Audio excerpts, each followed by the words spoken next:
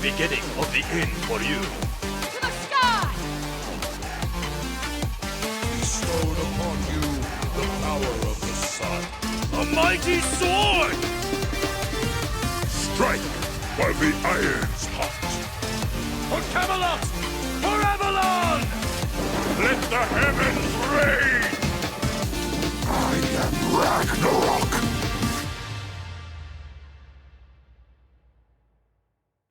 Hello, everybody, and welcome back. Happy Saturday for our SPL Kickoff Tournament, day number 2 and set number 1 right around the corner. Thank you all for tuning back in for some more SPL action. I'm excited. The SPL is finally kicking off. We've gotten to see so much fun already in the first day of play, and we still got 2 more days to go, including the sets that's going to be going on today. My name is J-Mac. Joining me on the desk this morning is going to be Gormizer.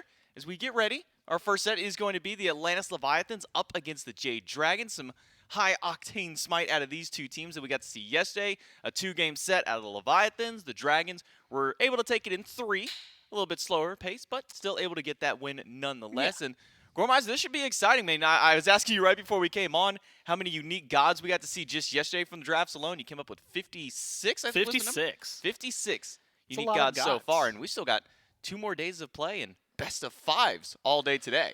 Yeah, I think that's going to be where the biggest change is, right? Like, is going from that best of 3 over to a best of 5 for a lot of these. Is, you know, you've got a little bit more adaptation, what we've seen in the past, depending on it, and I'm assuming for sets like this, I expect a lot to kind of shimmy between games, right? Where it's just like, you know what? X, Y, or Z didn't work. Oh, well, we're going to go do the next thing and move on for it. And, you know, we got to see, like, very specifically, because the set has the dragons in it, we got to see some really wild drafts out of them. Their last comp did not have an actual guardian in it. And so they built tanky, they played it. It was very fun to watch. We'll see if we get anything like that today. I don't think they picked a warrior either, thinking about it. But let's take a look at the schedule on the bracket so that way you can see what to expect for today and for the remainder of this weekend here. First set is the Leviathans. Get my words straight here, and the Jade Dragons up in our first one, best of 5, and then after that will be the Solar Scarabs up against the Tartarus Titans to face off in another best of 5. Winners of these matches move on to face in our best of 5 finals, and the losers, unlike yesterday, the losers of this match will move on and play in a 3rd place best of 3 match that will also take place tomorrow. So none of these 4 teams are done with the weekend just quite yet, as the winners and losers still end up playing up against each other tomorrow. And Gormizer starting out here with the Leviathans and the Dragons. Leviathans able to get their games done yesterday in 2. Pretty quick, pretty decisive up against the Valkyries. Jade Dragons, again, they went to a full 3 games up against the Bolts. We got to see some very unique picks when it came to that 3rd game. As you said, no Guardians, no Warriors, just mages, assassins, and a couple hunters thrown out into there. It should be exciting nonetheless to see what these guys bring out here in this set today. Yeah, it's really weird. You know, again, so you go back, if you watch all 3 games, Uller was the one consistent for the Dragons. Every single game, Panda Cat played Uller. And then they played nothing else twice. They went back to the Uller each time, but every other role had something unique all 3 games. It was really fun to watch. I think it was entertaining to see how they brought in some of the changes. And it's one of those things where, like, you can do this shuffle with it. If you look at it, it does have something that, like, okay, well, like, how seriously, like, in, you know, at Worlds, essentially, is this going to be a comp that they would pull out? And, like, you could convince me that they'd be willing to, right? And like a high-pressure scenario, the comp they played worked out really well. Granted, it came with a lot of risks. That's usually where the slider is, right? And so I don't know how often we'll get to see something like that, but knowing that they have something like that in their pocket, they had really good CC. They really understood, I think, how they wanted to approach this. And honestly, they would have been able to close this out in 2 had it not been for the fact that there was just kind of a tremendous set of stumbles and fumbles in game number 1, where, you know, the Dragons, like, it was very even for a long time. The Dragons get ahead. They have Fire Giant. They're on left Phoenix. Bolts get a nuts fight around that left side Phoenix, and then they kind of overextended a little bit. and then Panda Cat died to a Fury at one point. It just became this really... Game 1 was wild, and you should absolutely go watch it. Game 2 was a little bit more consolidated for the Dragons. Then Game 3, I think, again, a couple of moments where it seemed a little shaky, but that was mostly the draft working against itself, and then once they got their lead, they never looked back. And I think one of the big question marks that a lot of the fans and some of us as the casters even had coming into this set was, how is this team going to adapt with their new mid laner? Pagon, obviously the Dragons also have their new coach with Cherio, but Pagon was kind of the big question mark. How is this mid laner from the SEC going to adapt into the SPL? They look good. And I think looking good might even be an understatement. I mean, 3 different picks throughout that game, Tiamat, Susanoo, and Medusa, so not even sticking with all the mages out there. But instead of talking about Pagon, let's go ahead and talk to hi-rez instead, the solo laner for the Jade Dragons, standing by for our pre-game interview and see kind of some of his thoughts out here. So we saw a very interesting comp come out of you guys in game number 3. No Guardians, no Warriors. Maybe expect some similarities in some of our sets today, Fine? Yeah. I mean, we're treating this we're treating this pretty seriously, but we're also just kind of seeing it as like good SPL practice and getting to play some teams. Well, I was gonna say that we don't usually play, but we basically play the Bolts every single tournament. So, but yeah, Leviathans we haven't played in a while, so obviously excited to play them. Yeah. Yeah, so when you're coming from, best of 3s that we had yesterday and now coming into a best of 5 today, what's kind of some of the mental changes you had to make in going into these more elongated sets? I think it's just be willing to adapt and maybe try out some new stuff. Like yesterday, Mike whipped out the Baron in Game 3, and since there's 5 games instead of 3, maybe Game 4. If we get to Game 4 or 5, then maybe we'll see something crazy like that. Yeah, I think I saw Mike tweet that he was still undefeated on the Baron pick. I was honestly so sure that Baron was maybe even going to be going over to you, and then we saw the remainder of that draft out there. It's a 5-way flex. Yeah, it really is. It feels like that for some of the gods and for some of these teams out here. But kind of talking about Pagon and the flexibility he had yesterday, what kind of dynamic does that change with the team having a mid laner willing to go with all of these kind of crazier picks than just your more traditional mid laners? It's really nice. I mean, what I care about mostly is when players on your team just know what they want to play and what they're comfortable with, and I am always willing to be open to any sort of style or any sort of pick in any lane, honestly. So I'm cool with Susanoo mid. I guess he played Medusa mid yesterday. I don't know. Maybe we'll play Atlas mid today. Who knows? Ooh, maybe a look, maybe a hint there at the spies. Fine. Okay, thank you so much for standing by for the pregame interview. I'll let you get back with the team and get ready. Thanks.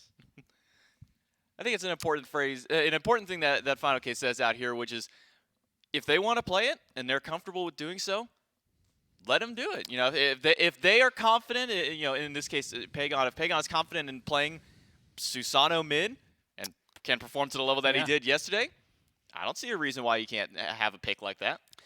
I'm latched on to one thing you said through that, which was that Mike said he has a 100% win rate on Baron still, and that is true. He's got 10 Baron games, though. That's impressive. He has 10 Baron games? Yeah, just across his career. He's played 10 Baron games. He's won every single one of them, too. Hold on. I don't know how he's managed to sneak them in whenever he does, but he's got a point. Give the man Baron. I'm trying to remember, because we had the Whiskey Worm video come out yesterday, and I already forgot what the date that Baron came out was, but it couldn't have been more than 4. God, even saying couldn't have been more than 4 or 5 years ago. It still seems like a long time. But going to the other side of the bracket over here, the other team to talk about, the Atlantis Leviathans, looked real good yesterday. It's the returning world champions coming back. Are they still in that same prime that they were for Worlds? Well, going up against the Valkyries, our new Valkyries team, the answer to that one is yes, they're still in that prime.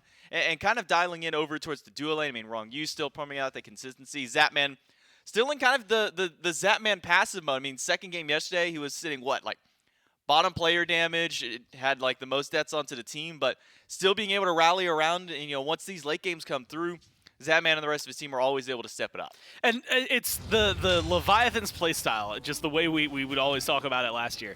Shinto or Zap is going to die. The other one's going to pick up the slack, right? And it's just, It's just by nature of the beast. I don't know why it always ends up working that way. At hardcore, Wrong You do a really good job of zoning and protecting and setting up one of the carries, and it's usually just that unfortunate suffering of like wherever they are. If hardcore decides to get a little aggressive, someone else is going to maybe get some, well, not get some slack, get the opposite of slack. Either way, they get aggressive, they play in there. You know, we memed Zap for it yesterday, but like that what the team does, right? One person, and you know, for the Warriors, it's Neil. For every team has the one like lamb that they'll put up for sacrifice. Someone's going to die, but the team's going to then wipe the floor with everybody else. And with the way these guys play in a 5-on-5, it just becomes a completely different beast to try and tackle. Their front lines, it feels like impossible to deal with. The back line just seems to hit everything most of the time. It's complicated, right? They're just good at Smite. And when it comes down to something like that, the only way to beat a team like that is to just play better. Yeah, and sometimes it really just does take that level of confidence coming. You're coming in from World Championships, so you know that you're a great team out there. You didn't make any roster change-ups at all, no coach changes, no player changes. So you're just coming out and still playing your same Smite that you were playing even a couple of months ago. Even though the meta has changed, we're still seeing a lot of that same level of play and that same play style coming from these players. And we're talking a little bit about Zapman. Let's go ahead and talk to Zapman here for our pregame interview. And Zap, I'm going to go ahead and open up this question. It came up whenever we had you guys in for a media day. You said you weren't going to cut your hair until you lost Worlds. You cut your hair. Do you think that may have been part of the curse as to reason as to why they kind of targeted you so much yesterday? I mean, maybe. I mean, honestly, it was just taking too long, so I had to cut it, you know. But yeah, I don't know. People like to, I guess I kind of put myself in that position. You know, I play up a little bit. I don't know. It's just a classic, I guess. Kind of the airs of Zapman Season 1. Kind of, you know, I just want to go in there and get that fight going out there. But we got our first look at the new Dragons yesterday, you know, with their new mid laner, new coach coming in. You have any thoughts on kind of some of the looks that you saw yesterday? Yeah, I would say that they, Pagon especially looked good. He played 3 different classes yesterday, which was cool, I thought. I wonder if he did that on purpose because I thought it was pretty cool. But yeah, they look good. They look good, but we'll see. Yeah, I noticed yesterday in your build you're going with kind of a different start than normal. We've been seeing, you know, the Death's Toll Crusher from just about every hunter out there at this point. I mean, we saw some transcendent starts as well, but I noticed that you were going like Aussie first. You're doing some new theory crafting, some experimenting out here in the gameplay. Yeah, I was just having some fun with the build. I don't know, just the build's still the same for anyone out there. It's still Death's Toll Crusher, but I was just having some fun yesterday. Okay. Any expectations, you know, moving out of a best of 3, now you're going into a bit of a longer set, at least guaranteed one more game than normal on these best of 3s. Is there any kind of change-ups that you make going from best of 3 to best of 5s? I mean, most of that just happens in the draft, really. You know, since there's no invades, there's none of that kind of like chess game in the invades or anything like that. So most of it has to do with picks and bans. All right. Well, Zap, thank you so much for standing by for the interview. I'll let you get back with your team so you guys can get ready for your set. Thank you. Thank you. Just no invades. Did he not watch the third set yesterday? There was an invade right away, like immediately out the gate. There was Do we count that as like a set? Yeah, I mean, Like, it technically happened. It was a set of Smite that did happen. It was broadcast. And there was an invade in game number 2. But no, going to a bit more serious, you know, Zap talking a little bit about Pagon there. You know, that mid lane matchup is one that we're going to look at very heavily, especially when you're going up against one of the best mid lanes to ever come out of Smite here. Yeah. I mean, just the performance that Shinto put on last year, the insane KDAs that he's been able to put out, the farm game that this mid laner has had here. So now putting Shinto up against Pagon, that matchup is going to be one that I'm going to be looking at very specifically, even going back to, you know, Mike and Rongyu over in the support role. A lot of different individual matchups in this one that can really make a key difference versus comparing a win to a loss for these two teams. And I'm really excited to watch it because, and I'm just looking at it like, you know, we saw some Atlas yesterday. He did very well in terms of his performance, 3 games, 3 wins. Same thing, like Kamazotz came through, 4 games, 4 wins, things like that, where it's just, I like seeing, you know, again, like some of these are echoes of metas of yore. I think the Leviathans, like, you could tell me that they're going to try to get Kamazotz every single game today, and I'd believe you, and then you could tell me that next week they're going to drop him like he's nothing, and I'd still believe you, right? It's just, you know, being able to come in, play competitively, but not showcase what you have, something that they did really well. I mean, they're playing, like you said, pretty much exactly what they were playing at Worlds, and they're still playing it well, as it turns out. So I think that gives the Dragons a little bit of leeway. They can try to ban things out like that because it's a little easier to predict what this team's going to be doing because you've been doing it, right? You've been playing against them, and you've been looking at this. So I think it does open up that opportunity. And I just think it's going to be fun to watch how they address what the Leviathans bring on the Dragons. Because I know a couple of teams, like we saw some Cerberus yesterday. he didn't do too well in terms of win rate. KDA is maybe a different story, but like I think there are definitely some of these gods that are high priority. We're looking at like Kleena was really high priority. Atlas got first picked a couple of times. Like assassins were really highly coveted. And that's where I think this is going to be interesting, right? Who's going to take first pick throughout this set? Yeah, first pick is always a very interesting one, especially what kind of comes with that first pick. But for those of you at home who still haven't really noticed or don't remember why, we got a bunch of balloons and tinsel and all kinds. We even got streamers up it's above us. It's a lot of balloons. There's a lot of balloons. There's definitely more, and I think that comes from the balloon drop that we at least attempted at the end of the day yesterday here. But it's because we're celebrating Smite's birthday, and you guys should too. Hop into game right now, or maybe not right now, watch the games, or do both. If you're good at multitasking, you can play some games and watch some games. As long as you can play 6 of those games throughout the course of this birthday event, you can get yourself a Husky Handler Scotty. You got to make sure that you are logging in each of those days and playing a game in order to get that. But there's also a gem sale. So if you see a really cool skin that the pros are playing out here today or tomorrow, or if you go into one of your games and go, man, my teammate's got a really cool skin on that god. I like playing that god. Well, why don't you buy some gems? They're 33% off right now, which means you basically get a 33% discount buying those gems and getting those cool skins that you've been waiting to get. And these gem sales don't come around very often, and they especially don't come around at this kind of a price. So make sure that you get your gems today, or I guess it's up until tomorrow, I believe, is the last day on those gems. So you got the next 48 hours. Pick those gems up, because they're not going to have a sale like this anytime soon from there. Going back here, though, Gormizer, I mean, hearing Final K tease the fact that we might see Atlas mid, even if it was in jest, it actually does have me curious if we are going to see that Atlas go to mid now. Maybe it's just Pagon's quest. Like, instead of Infinity Stones, he just wants to play every class in Smite and mid. So he's like, okay, what do I have next? I need a Guardian. I need to go and just continue moving. And honestly, if they think they can win with it, then I'm more than fine to watch them do it. Or if they think that it's just going to be good practice, something that could maybe work, but it doesn't end up working. It's always worth it to try and find out and figure out where that practice is going to be. I think it's exciting just because of the fact that they have so many ridiculous, like the fact that their list of gods has like Medusa, Baron Samedi, Habwa, Poseidon on it. Like it's just, they had fun. And they won with it, so realistically, that's the key, right? If you come in and play something that's weird but still win, then good for you. Yeah, especially when you're coming in with a comp that has no actual frontliners in it. You're playing nothing but those. And that's honestly just impressive. But those damage classes out there and playing them well. I mean, I'm still sitting on the Mike 100% Baron rate at this point, and the fact that you even brought up that it's 10 games consistently across there, yeah. Give that man Baron every time. I'm not going to complain if I see a Baron get popped up. I don't care who is going to go on, but if it goes to Mike, at this point, we've got the data to show that it is a guaranteed win, at least up until now. Solo lane, we've been seeing, though, a lot of Assassin play come through. We saw some, Nemesis solo yesterday. We saw Kleena solo. We've seen Bastet solo in the past. Are there any other Assassins that we can maybe throw into the pool here, Gormize, that maybe we can see going over to solo today? I mean, technically, we've seen Thor solo. Yes. I think the answer is yes. Instead of going through every single Assassin, especially any that have been played in solo lane now, I think it's just easy to say there's definitely still a niche that can fit over there and play pretty well with it. So I wouldn't be surprised. Kleena as well was one of the top pick gods yesterday. I wouldn't be surprised if she's either banned, because I believe she was the most banned, or if she's just going to maybe show face over there. Fine, okay, likes playing Assassin solo. We've seen him play Fenrir solo, just to throw another name out there, right? And so I think it'll be, if she makes it through, I wouldn't be surprised if the Dragons lock that in first. We do have the picks and bans for game number 1 of our first set of the day between the Jade Dragons and the Atlantis Leviathans. And for now, first bans coming out, Erlong Shen and Gilgamesh on the side of the Dragons. The Leviathans will take the Kleena out, so Kleena will not make it into the drafts this time around, and neither will RTO.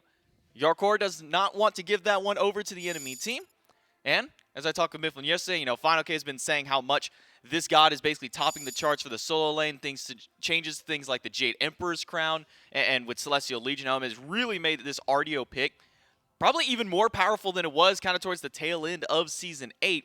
And then for our final 2 bans, we have Camazotz and Fafnir. I think Fafnir is probably the one that really catches my eye the most. Yeah. We saw this band every single game by the Bolts yesterday up against the Dragons, and now we're seeing it again against the Dragons. Also worth mentioning, it's Mike's most played Guardian. It across his is. career is Fafnir. He's played in 81 games. So like, Wow. it's something that I think Do not forget. mainly it's twofold here. One, he's just good at it, but two, I think it fits with the style of play that they were bringing in. This Uller for Panda Cat yesterday was just nuts, and that's Look into despite the my fact that eyes. it lost in game 1 and had an embarrassing moment, I guess is the best way to describe it there at the very beginning. He did a lot of damage. He found a lot of kills. He was really controlling. And so I think that this Uller's a good pick. And if they're going literally any other assassin that's going to be is even slightly auto attack based, immediately Fafnir goes up in stock, right? If you do look for anybody else, a third option on that list, which we've seen quite a few, that is going to be auto attack based, cool. Then he's even more worthwhile. And I think it's fit the Jade Dragon's play style as of late. So it really does feel like a good way to kind of box him in a little bit and at least take away some of the power and like foothold that draft would have otherwise. I'm already very scared of what the Dragons have to go up against. Rongyu's Yamoja is one of the more coveted gods out there for this support player on the Leviathans, and couple that with a Medusa, a very deadly duo lane to start things out for the Leviathans. But for now, we're not going to be seeing that Atlas mid. Instead, Persephone locked in on the side of the Jade Dragons. That one will go over to the mid laner Pagon, or at least we can probably assume so. With a Horus locked in now, been seeing a lot of this warrior pop back up after his recent buffs. Yeah, and honestly, I like Horus. I think he's just really fun in terms of what he has in his kit. I think his ult is very fun in a very useful and versatile sense. I think it was during one of the SCCs, or maybe it was during the qualifiers for the SBL, but there was a team that was using Horus ult like on cooldown just for map traversal, and it was like, hey, I want to get to mid slightly faster, and I want all of us to be there. Cool, we're just going to travel together. Hey, we want to get slightly closer to the fire giant, things like that, where I think it's a fun play style to bring, and it brings a shift in the dynamic that Horus has. But even ignoring that, he's got a stun, he's got prot shred, he's got a heal, he's got a knockup. He's got a lot of good things in his kit. And so when he's in the right area, man, he just feels good. On the opposite side, though, the Leviathans will lock in their solo laner, Bologna, who's been making a resurgence with the new auto-attack warrior meta. I know that this is one of your favorite gods to talk about. Between Bologna and Habwa, I've learned that over my time here, that those are the two gods that will get you all giddy to talk about here. Yeah. Cabrakan, though, will be the first ban by the Leviathans. Been seeing a massive resurgence of this god. Triple role, actually not even triple, quadruple role that he has flexed into. I have to include mid lane because Benny Q does like playing that god over in the mid. Yeah, I bet if we go far enough back in Benny Q's history, when he was playing carry, I wouldn't have put it past him to play Cabrakan carry. I wouldn't put it past. So I'd say 5. I wouldn't even put it past I'm going to give Cabrakan the 5-man role here. I wouldn't be surprised if Cyclone at some point would break that god out. Because I remember the days of I remember the Cyclone solo days that were out there, and he was playing like a Wheelish solo and Uller solo and things like that. Alquang solo at some points out there. Most gods played in competitive period. Cyclone's been. I don't doubt that one bit. With the shouldn't, player it's like, you know what? You literally have the numbers in front. I can't doubt that. I can pull up those same numbers and confirm that there. But as far as the remainder of the bans here, Cabrakan, Hun Bats, Dodgy, and a Wheelish. So triple assassin ban, quadruple jungle ban if we're throwing the Cabrakan in there. Yeah, I think that, again, just good bans when it comes down to it. Panatom as well as Sam still looking for their gods. The Hunbats yesterday looked really good. Cabrakan's in that weird area just because of the CC he can bring and the damage he can bring. But, and you know, Dave and I were talking about this a little bit yesterday, where it's just, he feels so like hit or miss sometimes, and almost like literally, do you hit with his one? Do you hit the walls? Are you able to lock people in? It can be a little bit of a shakeup. So it's fun to watch, but at the same time, you know, if he is as prominent as he is right now, I want to see him push a little harder, perform a little better. I'm also interested just to see the fact that because there's so many bans from the Dragons that feel like they're shots at Panatom specifically, but like Susano is still up there. I guess Panatom just kind of has a nuts god pool, so it's kind of hard to stop him from playing everything. But it is definitely a surprising lack of some targeted bans from gods that we know he likes to play. Currently being hovered, Yeah. and my eyebrows being raised at the Baba Yaga. The Habwa, that's not you know, running any flags for me in my head. And we saw the Habwa jungle yesterday. The Baba is where my question comes to. Luckily, I probably don't have to talk too much about it there because it has been swapped away. So maybe I shouldn't have tried to bring so much emphasis over towards it. Instead, we can talk about the one that was guaranteed locked in, and that's the Zeus on the other side of Leviathans. Was hovered as a Pele, changed over to Zeus, still seeing a lot of priority when it comes to these mid laners. I mean, Tiamat, Thoughts, Agni, Zeus were pretty much the top 4. You throw Merlin in there as a number 5. No surprise that we're seeing the Zeus locked in on the side of Leviathans. And still for the Dragons waiting on their last 2. They haven't gotten away from this Habwa yet. And they're going back and forth. And finally, it will be locked in. Guan Yu now on the side of the Jade Dragons. I like Guan Yu. Again, honestly, he does a lot of fun things like Horus does. Prot Shred's really good. His damage numbers are really good. He's got a great ult for stuns and setups and kicking things off. And in retaliation, I think if like Yamoja, Bologna are going to be engaging, Guan Yu has good counter engage on top of that. Plus, he brings healing into the kit. And he's got his own like internal cooldown capabilities that make things really fun. So he plays off himself really well, and he likes to get in the fray. And when I look at the opposite side, when I see he's going up against like a Bologna really wants to jump in there and fight. So it's just like a good balancing point to where Bologna is going to be. And now that there's the Serket locked in, I think it's a good balancing point for that as well, where he's able to, admittedly, she has the 100% anti-heal on her ult, but once that's ticked away, you can keep your teammates alive. You're also going to make her second guess when she does jump in for the fight, because you're going to be able to deal a lot of damage, or you can just counter engage, right? Cool, she's jumping back there, I'm going back there. We'll see what happens. I will say I'm very sad about one thing with the Serket rebalance. It means we'll probably be seeing a lot less, if any, of her in support, which means we won't be getting to see the wrong you special of sit stealth in the mid lane and wait for somebody to step up, and then you and your mid laner just kill them. Unfortunately, we probably won't be seeing very much How more long? of that. It was like 3 minutes. What was? There was one he game sat invisible in the mid lane for minutes. Yeah, I remember that game. I jokingly asked production, I'm like, man, I wonder if we can get a timer on how long he was sitting under, and they popped into my head like not even a minute later, like 2 minutes and 20 seconds. I'm like, what? Yeah. Imagine in like and that wasn't a long game either. That wasn't like a 40-minute game or something. That was like a 25-minute game, and he spent 10% of it invisible in the lane. I'll balance things out for you, though. We might not get to see as much wrong you sitting invisible doing nothing in mid lane until something crops up. But that means we got more wrong you Yamoja potential. And that is true. I like that. That is true. That is a very winning god for this player. It was one of those like top 3 gods that you do not want to give to wrong you, and I think Yamoja might be like the number 1 god in this role that you just don't want to give to wrong you, and we get to see it here in game number 1. What a treat for us, Goremizer. Yeah, no, I'm excited to be able to watch this. Like you said, not just like winning, but like performance-wise, his Riptides are really good. The walls are really good. And when you look at it, like there's a couple people who are going to be able to escape it, but for the most part, you're really going to need like a Phantom Shell. Granted, because Shell now has Phantom kind of encapsulated in it in one of the upgrades, it makes it a little bit easier to get that online without having to commit hard to just like one relic. It doesn't take that choice away anymore. You get the best of both worlds. But you're still going to need it, like when you have a Yamoja on the other side, it's going to help deal with just those ults, but you're going to have Guan Yu, you're going to have the Horus, you're going to have Habwa immediately that are going to have like either very conditional escapes or they're not escaping, so you're going to need that online pretty early on. There's also going to be like the combos that can come through, right? If Yamoja locks people in, well, here's a lightning storm. Cool. Free damage for everybody. Zeus is happy. Yeah, it's a scary prospect to be on the other side of. And one of the things, you already kind of brought up the 100% anti-heal that Serket has. We've been seeing how prominent the double flat pin has been, so Divine Ruin is always on the table for things like Zeus. And then Medusa also has some of it into her kit. So some of that healing, at least on the side of the Jade Dragons, is already going to be answered just naturally by the kits of these gods and by some of the items out to here. When you're looking over at the side of the Jade Dragons, do you have that same, level of anti-heal that can be brought to answer up to some of what the Leviathans are bringing?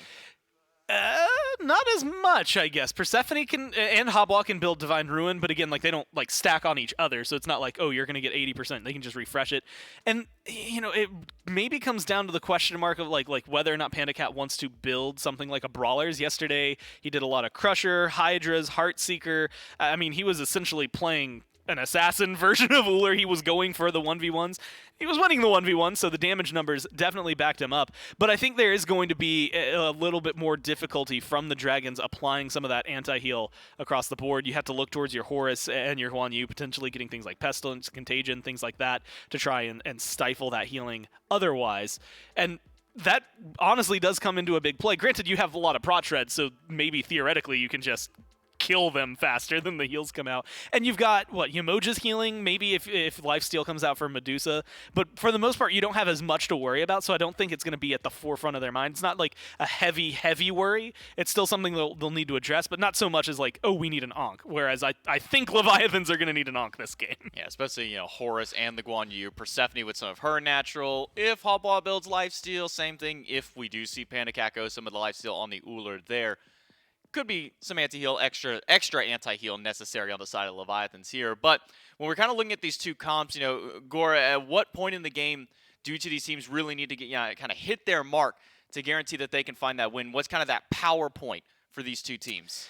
If I'm looking at the Dragons, honestly, it's just hover, you get past 10 minutes. Maybe not even 10, maybe 7, right? Realistically, Ullr's going to have a really good power curve, as we saw yesterday. Persephone, great power curve into the late game. Horus does better with time because he gets those items online, gets a little more tanky, kind of balances out that Warrior versus Guardian scaling. Same thing for the Guan Yu once we see those rotations, but realistically, it falls onto their jungler. I'm assuming it's the Habwa. Early on, he can kind of hit, but nowhere near as successfully. You kind of can commit too hard to certain things because you're relatively slow. Your damage is decent, but not as there as what you expect late game. So realistically, I think this entire Dragons comp just kind of wants to exist for a few minutes, then start to pick things up. The Leviathans, just fight. That's just fight. We'll see which of these two teams are going to fight their way to a Game 1 victory as we hop right in with the Jade Dragons versus the Atlantis Leviathans. What a treat we've got to start off the day here on Saturday. Jade Dragons up against the Atlantis Leviathans in the first semifinal of the SPL Kickoff tournament here in Season 9.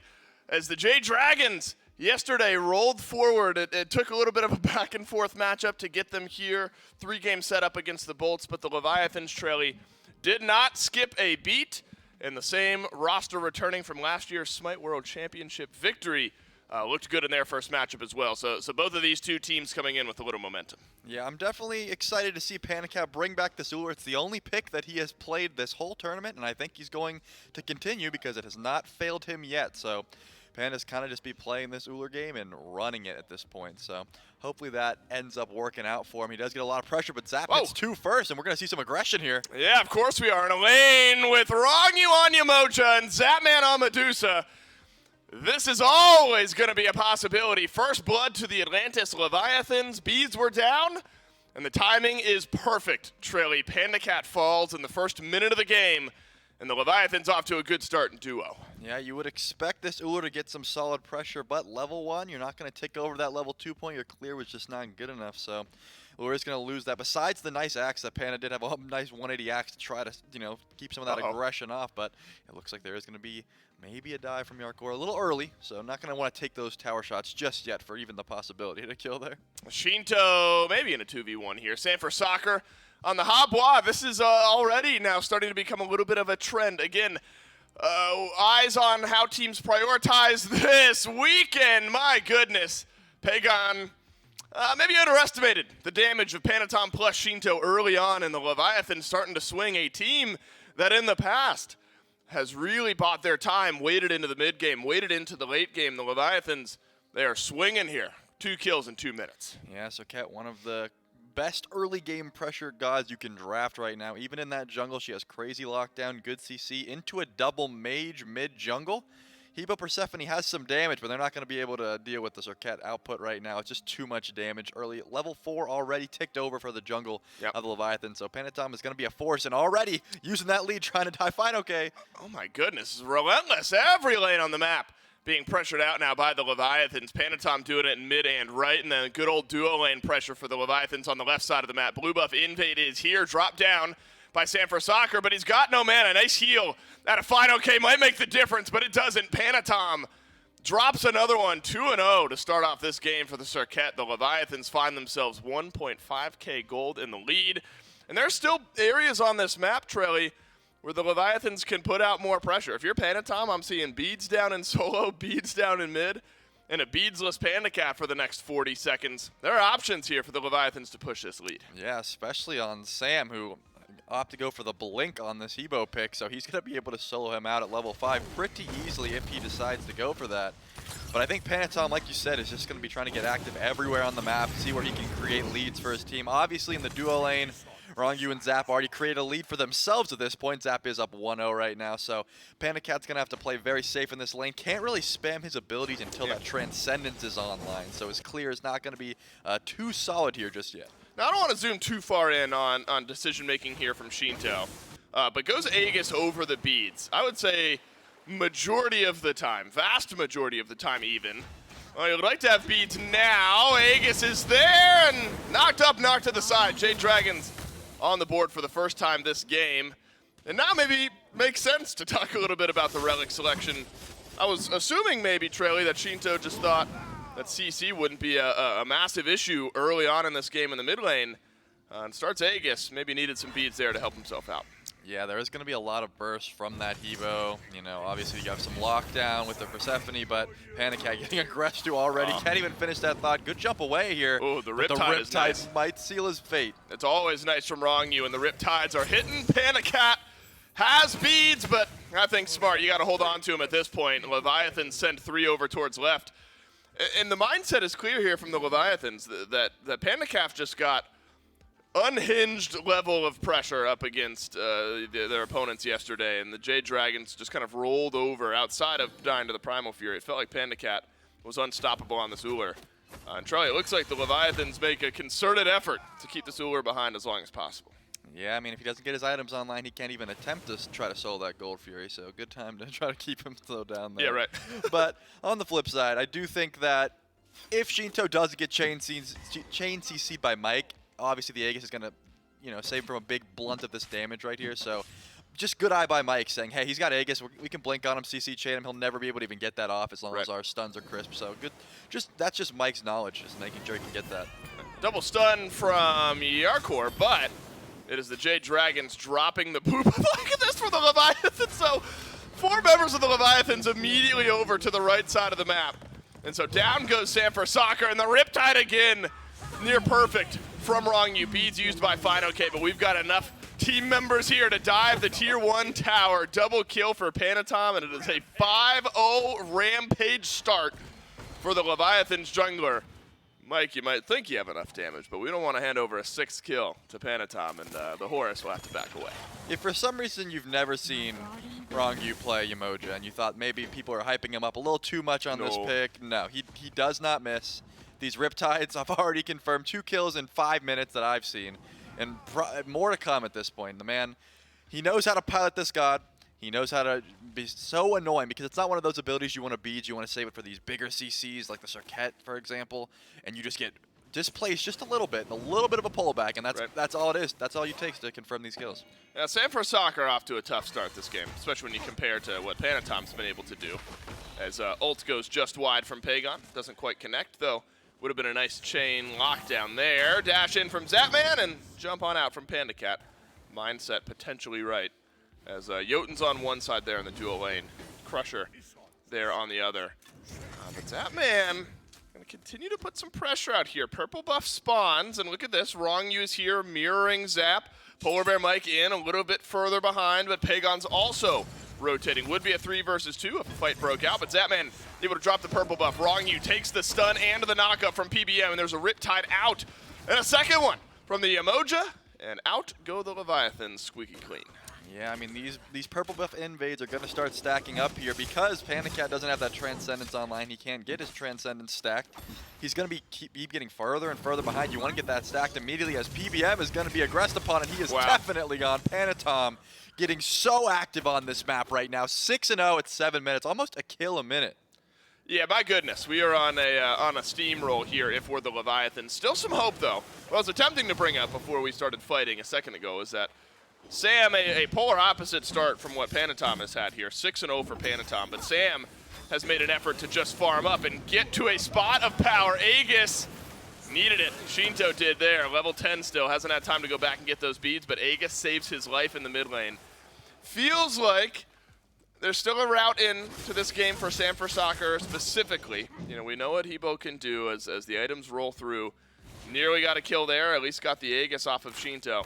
So maybe Sam's mindset is right here, Trelly, just farming up and trying to get some items in the back pocket. Yeah, you definitely just want to get your items online as Hebo. You're not going to try to out-pressure a Circuit early, especially not with the start that you had here. So I think Sam's doing exactly what he needs to do. Look for the kills where they are. Right now, Zeus is decently easy to kill if you do time your water spout into the crushing wave right. Obviously there, he got knocked up a little bit away, still went for it, got the Aegis down. At least you don't die at that point because Sam did ult under tower. It could have been, you know, it could have been a trade if anyone was around, but at the very least you get that. Maybe come back around, try to kill that Zeus again. But Shinto returns with a full Void Stone built, so I think he's going to be taking a lot less damage next time Sam rolls on by. Yeah, decent power spike for Shinto. Just completed an entire item on your way back to lane. Pagon hasn't gone back in a little while, 1,700 gold in hand, so an immediate item discrepancy in the mid lane, but once this back is completed, that gap will close up just a little bit. More pressure on the purple buff here. Panda Cat has just not been able to operate, so now 2 purple buffs in a row go over to Zapman. At least this time,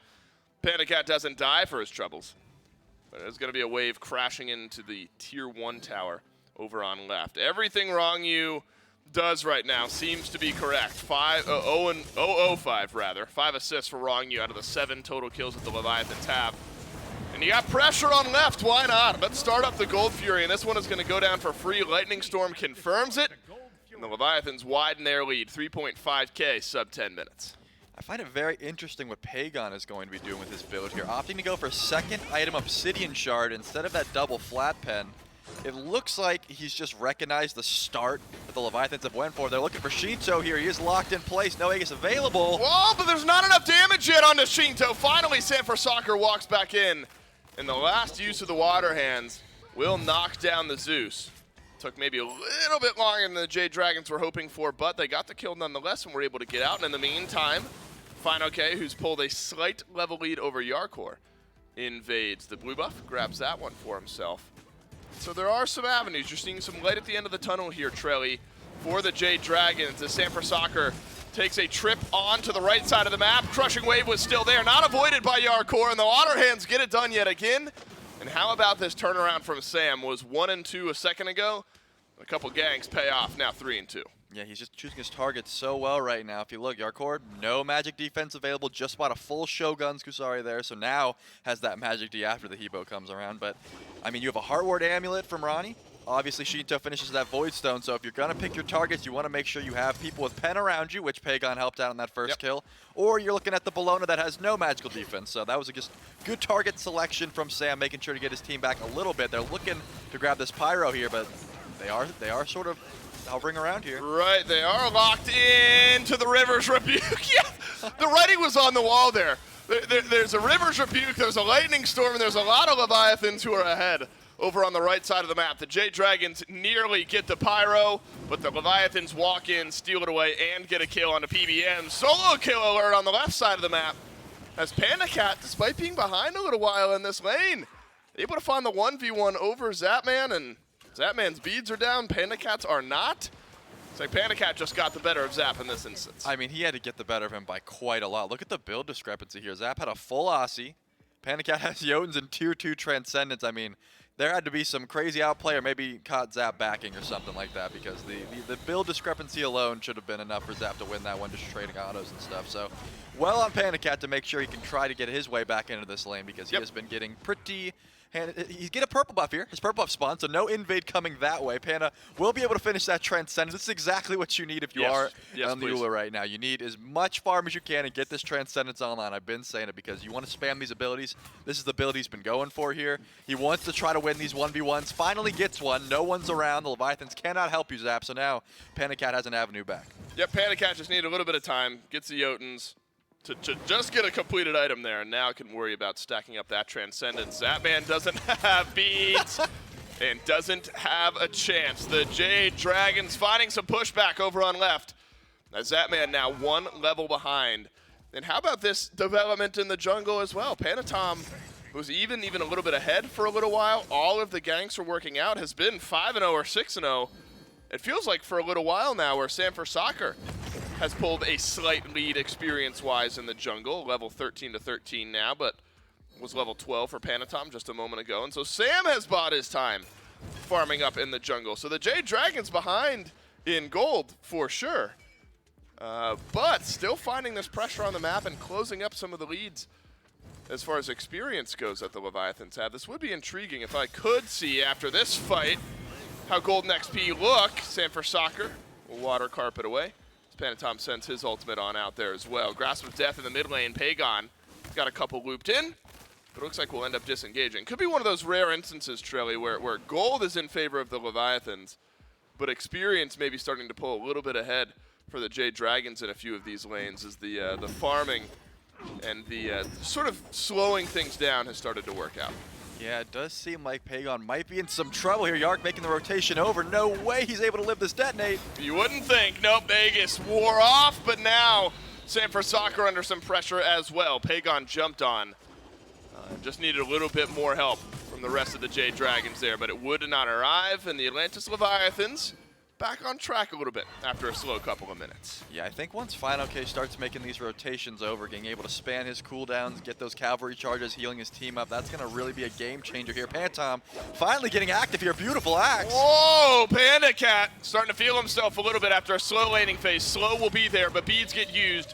In goes Mike, and shielding there. Movement speed as well for Panda Cat on the back end. Where's Pantom gonna go? Will he find his target? Yes, he will. And the damage is sent to the back. Panda Cat melts on through, jumps over. Shinto's on a killing spree elsewhere. And now the Leviathans starting to heat back up after the Jade Dragons had found a second wind.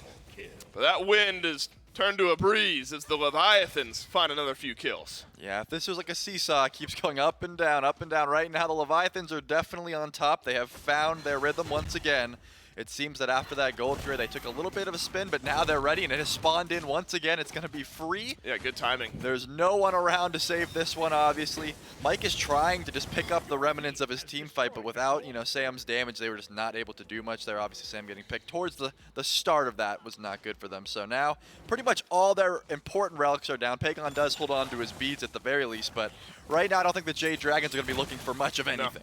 No, there actually was a moment on the gold and the experience charts where you could see the Jade Dragons were ahead in experience for a little while. Wow, they've been behind in gold since like minute 2 in this game. It's that 13, 14 minute mark where the Jade Dragons had farmed up, caught back up levels-wise, but now everything's starting to tumble just a little bit after the last couple of minutes. You lose 3 kills, you lose the Fury, and this is where the Leviathans can really make their money as you start to approach that level 20 mark. And the big winner of the last couple minutes, Trelly, feels like it's Shinto. He's really pulled ahead of Pagon, was even for a little while, level 17, highest in the game at 16 minutes.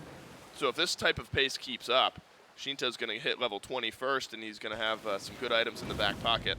Are you concerned at all about damage in his build, though? He's got Divine Ruin, Void Stone, and then Celestial Legion Helm. Do you still think there's enough output out of the mid lane here for the Leviathans? Yeah, Zeus is one of those picks that you can kind of just build. As long as you have a little bit of flat pen. He has a good bit of penetration, actually, with the Void Stone and the Divine. But a little bit of pen, a little bit of survivability. As long as you're getting those rotations of abilities off, the Lightning Storm into the Detonate, Chain Lightning bouncing around on everyone. He does crazy damage no matter what. Right now, I feel like Void Stone and the Legion Helm are core on Zeus, just because everyone has been slamming it, and a full Obsidian Shard, just in case you had any more doubts. In case you had any more doubts about Zeus's damage output right now, he backed him about a full Obsidian Shard. So no, I have no issues. Now for sure, no. Yeah, Yes. even before, but definitely now. Definitely now. Shinto will flex those muscles a bit. Rampage now for the Zeus. And look at Rongyu, self-engaging on 3 members of the Jade Dragons on the left, as the rest of the Leviathans rally around their support. Panatom jumps up and over, Shinto hovering to the right, still Lightning Storm there, but no River's Rebuke, so you won't get that nice combo of support setup and then mid lane knockdown, as the Jade Dragons will lose their support for the 3rd time this game. The good news is for the Dragons, everyone has died 2 or 3 times, so the blame equally shifted over the entirety of the team at this point. And the Leviathans are so good at this point of the game where you've got this massive gold lead, and we're starting to get into big team fight territory, especially around these fire giants. And so I think Trelly Leviathan's poised to a good look at an end of game 1. I would say so. I mean, the big core late game items that everyone wants have pretty much just been finished. Obviously, we saw Shinto finish that full Obsidian Shard. Serrated for Panatom, he's going to have that percentage damage. Obviously, Zap finished the chin size, and then Ronnie got his Pridwin online. So big cooldown. Everyone likes to meme the Yamoja ult cooldown. Already got some there, and it's just going to be pretty much a huge power spike for the Leviathans if they do want to take this Fire Giant fight. But given their play style, how they usually like to do these things, maybe a bait, but they really are not going to try to pull this. They want to make sure they get their picks, and they're not going to try to fight a 5v5 at Fire until they really know they can win it. They're smart players. Yep, nice little team fight boost, though, for the Jade Dragons. It is Phantom Shell completed for Polar Bear Mike, so depending on where that positioning is, Rongyu's effectiveness with the River's Rebuke could be mitigated. just a little bit. And the Des talked some, Trelly, about anti-heal and how important that could be between a Horus and sometimes depending on how Hebo builds, but Final K in there as well. There's going to be just healing in the kits of the Jade Dragons. Anti-heal baked into the kits of a couple members of the Leviathans, namely Panatom, namely Zapman. But it looks like itemization has been in that direction as well. Divine Ruin for Shinto. Yarkor's got a Toxic Blade on this Bellona. Feels like the healing properly mitigated by the Leviathans here as well. Yeah, they just want to make sure the healing doesn't get too out of hand. I was thinking maybe Rongu would look for an Ankh or something like that if they was really worried, but opting to go for the Bracer. So we've seen a lot of frenzies in the SCC and the SPL play-ins, but Bracer here kind of does the same thing in that regard. It does boost your team's damage, but also movement speed and can act as a ward. So the Greater Bracer of Radiance is that full name if you were curious, and that's going to be Rongu's choice here. I think it's going to help. It's a little bit more versatile than the frenzy. It's not just, hey, I'm going to pop it, now we go in. Right. You have a little bit, there's a more of an element of surprise built into that, Relic. Yeah, we just drop it down, hang out, make use of it when we see fit. Likely around a Fire Giant here shortly. Though Zapman's still on left, Rongu hovering left as well. Wouldn't have been unheard of even a couple minutes ago to pull out this FG, but the Leviathans opting for just some more map pressure, knock down all the Tier 1 towers on the map, whereas the Jade Dragons have only been able to grab one for themselves. And it really took a big push to get this Tier 1 tower knocked down on left for the Jade Dragons. But you talk about big power spikes for the Leviathans. Alternate timeline for Shinto, by the way. Yep. So it's going to be twice as obnoxious to kill off this Zeus. Some starting to roll through as well for the Jade Dragons. Completed Ob Shard for Sanford Soccer now. Pagon's had that online for a while, and then another flat pen, and then another % pen item for Pagon. So you're hoping now, if you're the Jade Dragons, that your new mid laner with this itemization can really make a difference in some of these team fights with all the penetration that's there. But maybe smart. The Jade Dragons aren't going to risk their lives for this Gold Fury. Yeah, I do think that Shinto picking up this alternate timeline is kind of a big brain play in a way. Obviously, he doesn't want to die. That makes sense. But right now, he's getting crushing waved a good bit. If Sanford Soccer does want to use that ultimate to go through and try to trade his life for Shinto's, he's pretty much just going to make him displace himself, and then he just comes back to life. And now Sam has to hit another ability if he wants to guarantee that kill.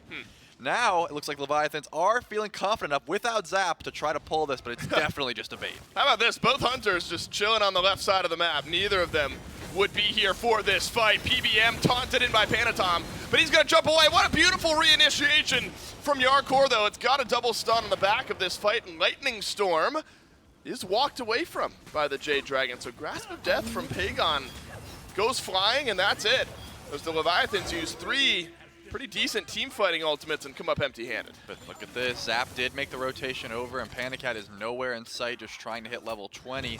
And it looks like they might be going for a repull, but even though Zap came over, they just want to back up here. Even with the Medusa, with the crazy DPS she has, Death's Embrace and Silver Branch finish for the Hunter. Wow. They are not going to feel confident enough to pull this. This is what I'm talking about. They want to make sure that they have every little avenue covered. They are not going to pull this until they have everything, every possible situation mapped out in their heads. Yeah, not unheard of, though, for the Atlantis Leviathans to be a little more patient around the Fire Giant, look for the team fight first. But I think the Jade Dragons showing their hand a bit here, not attempting to fight back under the FG. So the Fire Giant's going to go to the Leviathans, but look at the rotation from Mike. The To the Skies ultimate is going to drop somewhere on left with Pagon, but nobody from the Leviathans is home. Panicat drops a Tier 2 tower on the left, but you might lose your Tier 2 on right, and the Fire Giant as the Leviathans control the map with no pushback from the Jade Dragons. Yeah, I think it's possible they thought Sam and Final K were going to mount some sort of defense there, and they're like, hey, if we To the Skies, we might be able to get a Phoenix, but that was immediately called out because of how quickly they were able to shred that objective. Obviously, Rongu did drop the Rivers, so maybe that was enough to just say, hey, all right, call that plan off. He used an ultimate, we'll take that win. Right. But I just think, you know, there was no way they were ever going to get that Phoenix there. The Leviathans are going to back immediately. Panicat did not have, he hadn't backed yet for that huge power spike. Now Heartseeker is online. He got a lot more damage in that regard, but he had been farming for so long on that side of the map. If he got cut out, it would not have been good. Whoa, that is a full rotation from Sanford Soccer. That doesn't completely kill Panatom. Panatom blinks away. Use the SpongeBob blink to get his way out. And Panatom will survive. Sanford Soccer does a nice bit of damage, though. That shows you a glimpse. I mean, it's a full rotation hitting Panatom. One more water hands, one more water spout, something like that. probably kills off Panatom, but doesn't end up fully connecting this time. And Sam only has three items. Right. One of them is Breastplate of Valor. That is the strength of Hebo right now. Yep. San Francisco in a strong spot, despite being 3-3, level 19 still. So maybe that's the threat, Trelly. Fine, okay, and PBM under some threat, though, underneath the Tier 1 tower. Cavalry charge used. That is a lot of damage. The Arcor and Panatom, Polar Bear Mike. There's that Horus icon going over to the left just a little bit. But maybe that's the threat of this Jade Dragons team now, as Sanford Soccer has the potential to one-shot somebody, but you've mentioned the alternate timeline, how that's going to be difficult to kill off Shinto. Zatman may be under some threat, but he's got Aegis. Panda Cat with his build has the potential to one-shot someone. Those are the things you have to look out for if you're a Dragons fan wanting your team to get back into this game. Zatman beats it, Aegis gone, and how about that for a one-tap? Sanford Soccer plus Panda Cat equals dead Zatman. Say the same for Fine OK, though on right. There's a rotation in behind the Jade Dragons here from a couple members of the Leviathans. But it looks like solo lane for Hunter. Those are the trades the Dragons will have. That was a beautiful ult by Pagon and a heads-up play by Sam to make sure he was able to stop that aggression. But now you have 4 Leviathans strong. They all have Fire Giant, and I think this Phoenix is going to go down pretty easily here. Oh yeah, that's quick. They are not going to go for more, though. Just backing off. Smart play as Mike begins to chase. Yeah, you got to be careful here, Mike. You're walking in to a lot of damage if you overextend out of your base too far. Jade Dragons will slow down their defense just a bit. Leviathans will slow down their offense just a bit. In the same vein as Sanford Soccer being able to one-tap Panatom, Panatom sends a whole heap of damage Sam's way. Breastplate of Valor helps, but Panatom has a Heartseeker and a hi-rez and a Serrated Edge. So the Circuit has a similar potential to deal massive amounts of burst damage. Left side, Phoenix gone. Mid lane, Tier 2 tower also gone. With 45 seconds left on the Fire Giant buff. Might see a disengage and a reinitiation on the Fire Giant for the Leviathans. Yeah, we're just going to blame that one on Zatman trolling. Obviously, that's a joke. He did just get picked, so without the ADC of your team, you don't really want to go for that objective. 5v4. In that regard, probably could have spelled 3 Phoenixes down at this point with the lead that the Leviathans have built up. But just going to go back, make sure your ADC gets its items online. A full Odysseus bow has been purchased, so that's going to be stacking that Silver Branch passive for Medusa, obviously with her 1 stim. She's already doing crazy damage with the Viper shot on top of that Silver Branch. So just making sure a lot more AoE from the ADC from Leviathans, and they are just going to back it up here. 1 Phoenix down, but it is the most important one. It absolutely is, and the Jade Dragons are going to be fighting in to an even more discrepant item status now, as with relic upgrades, things like that being new here, or returning, I guess, depending on how long you've played Smite in Season 9.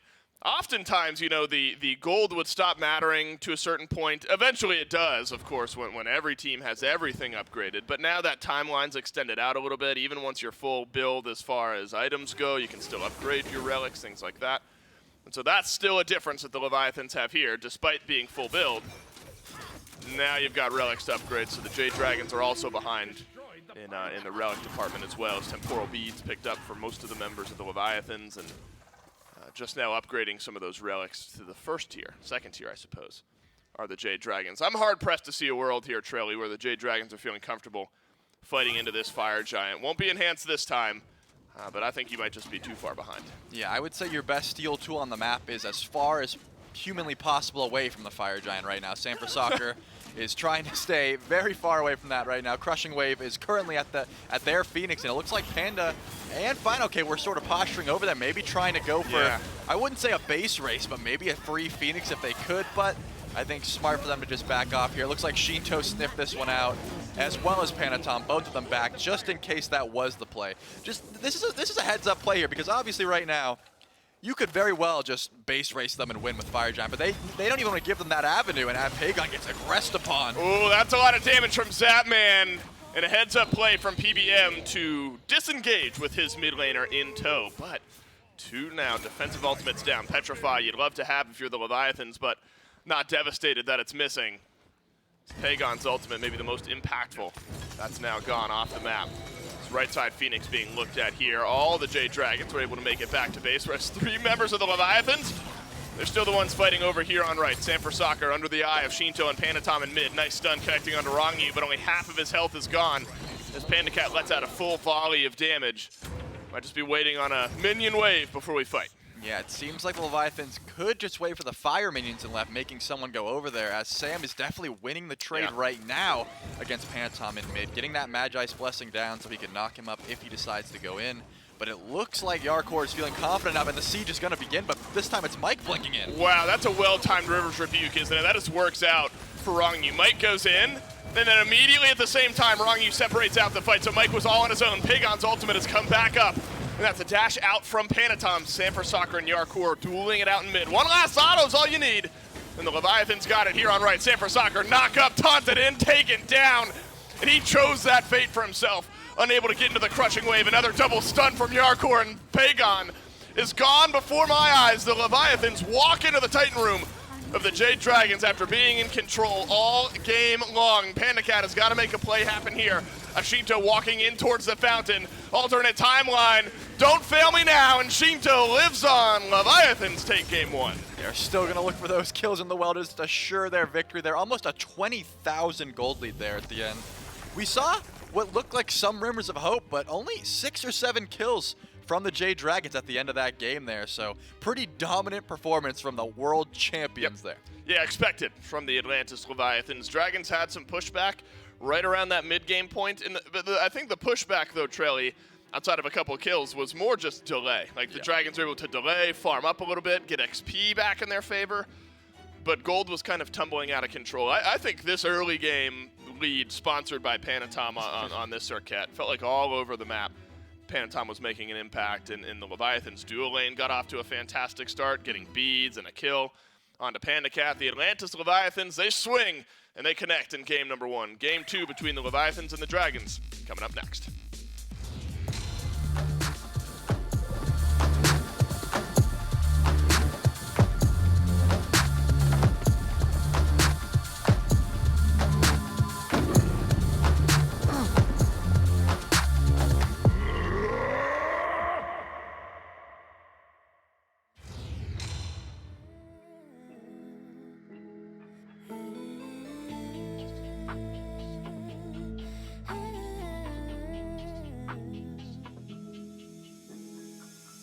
You don't mean nothing to me.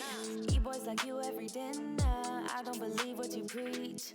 You're just a rookie beginner. Hang out with boys in the street. Like that will make you a winner. I don't believe what I see. Why you wearing gold? You're nothing more than silverware. Thinking you're so bold, but all you are is unaware. Walk around like everything belongs to you. Talk to me like I'm a young, stupid fool. Take off all your clothes. You're nothing more than silverware. Why you calling me honey? Why you show off your money? Wave it like it's a tissue. Baby, this is your issue. I'm not falling for bullshit. If you like me, then say it. You don't get that I see through this facade that surrounds you. Growing up takes time, so don't you waste mine. You and me ain't right. Why you wearing gold? You're nothing more than silverware. Thinking you're so bold, but all you are is unaware. Walk around like everything belongs to you.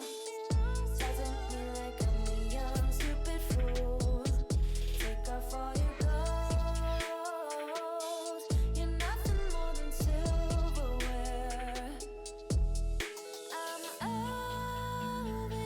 over you, so done with you.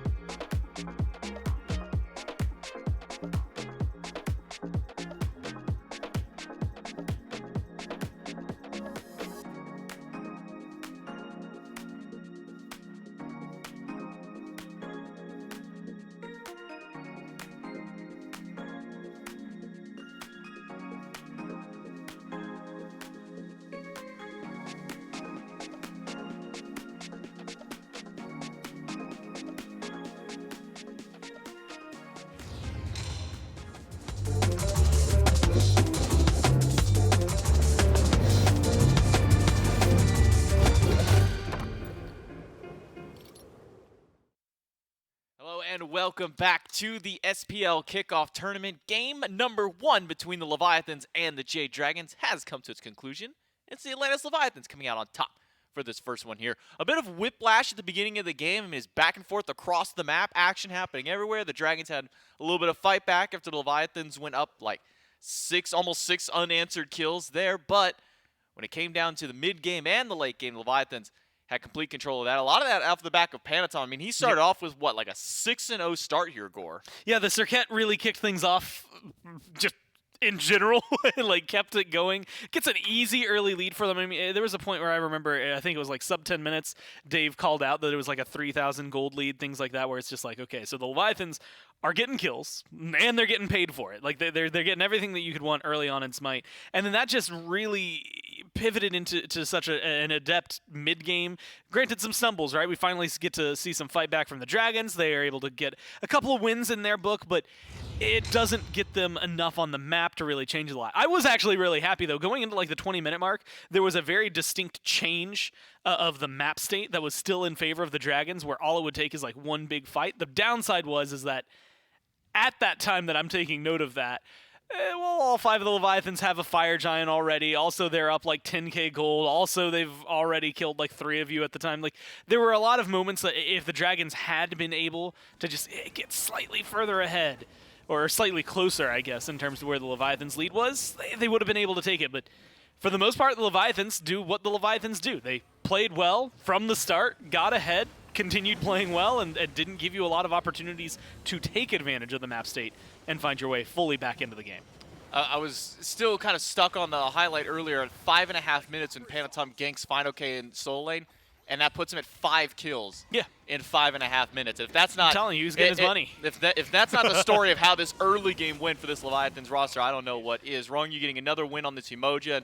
It was kind of, kind of joked about during the game by Trelly there, but it really does hit home of Wrong You just wins on this god. I mean, this is by and far one of the best Umoja players that we have in the league. I would even say, barring the world here, probably one of the best Umoja players to have ever done it. 0-0-11 on this Umoja here in game number 1. Shinto 5-2-5 here, 8-0 on Panatom, which is wild to say because in 5.5 minutes he was 5-0. I'm surprised he only ended. He slowed down.